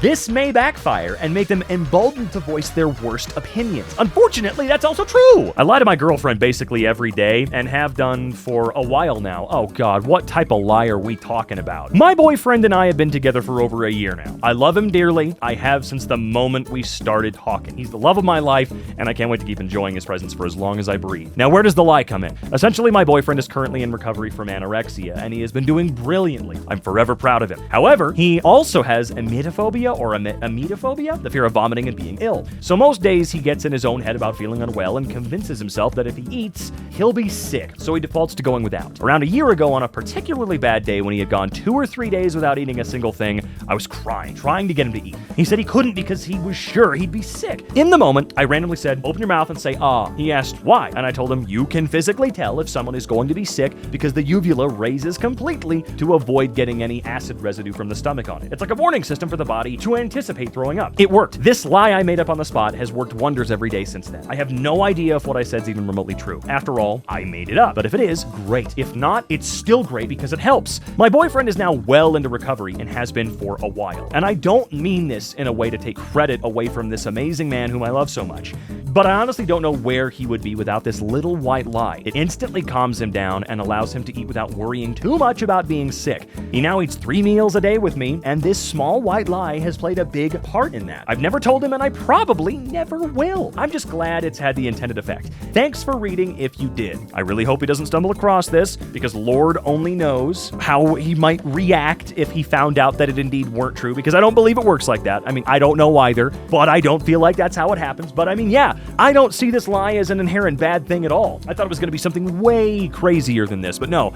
Your pretty small little offhand lie has saved him, or not saved him completely, but helped save him. And I'm sure that, you know, as recovery goes on, if he does learn about this, he'll probably go, dude, holy shit, thank you. Like, obviously he's in some form of therapy, so, you know, anyway, what do the commenters have to say? This is really sweet. I know it probably feels like crap to lie, but if it's for her health, quite literally to keep it alive. Okay, wait a minute. The he and her thing is all over the place. Hang on. Let me go back here. I lie to my girlfriend basically every day and have done for a while now. My boyfriend and I have been together I love him dearly. I have since the moment we started. Something got messed up here. That's okay. Either way, I think your white lie is more than fine.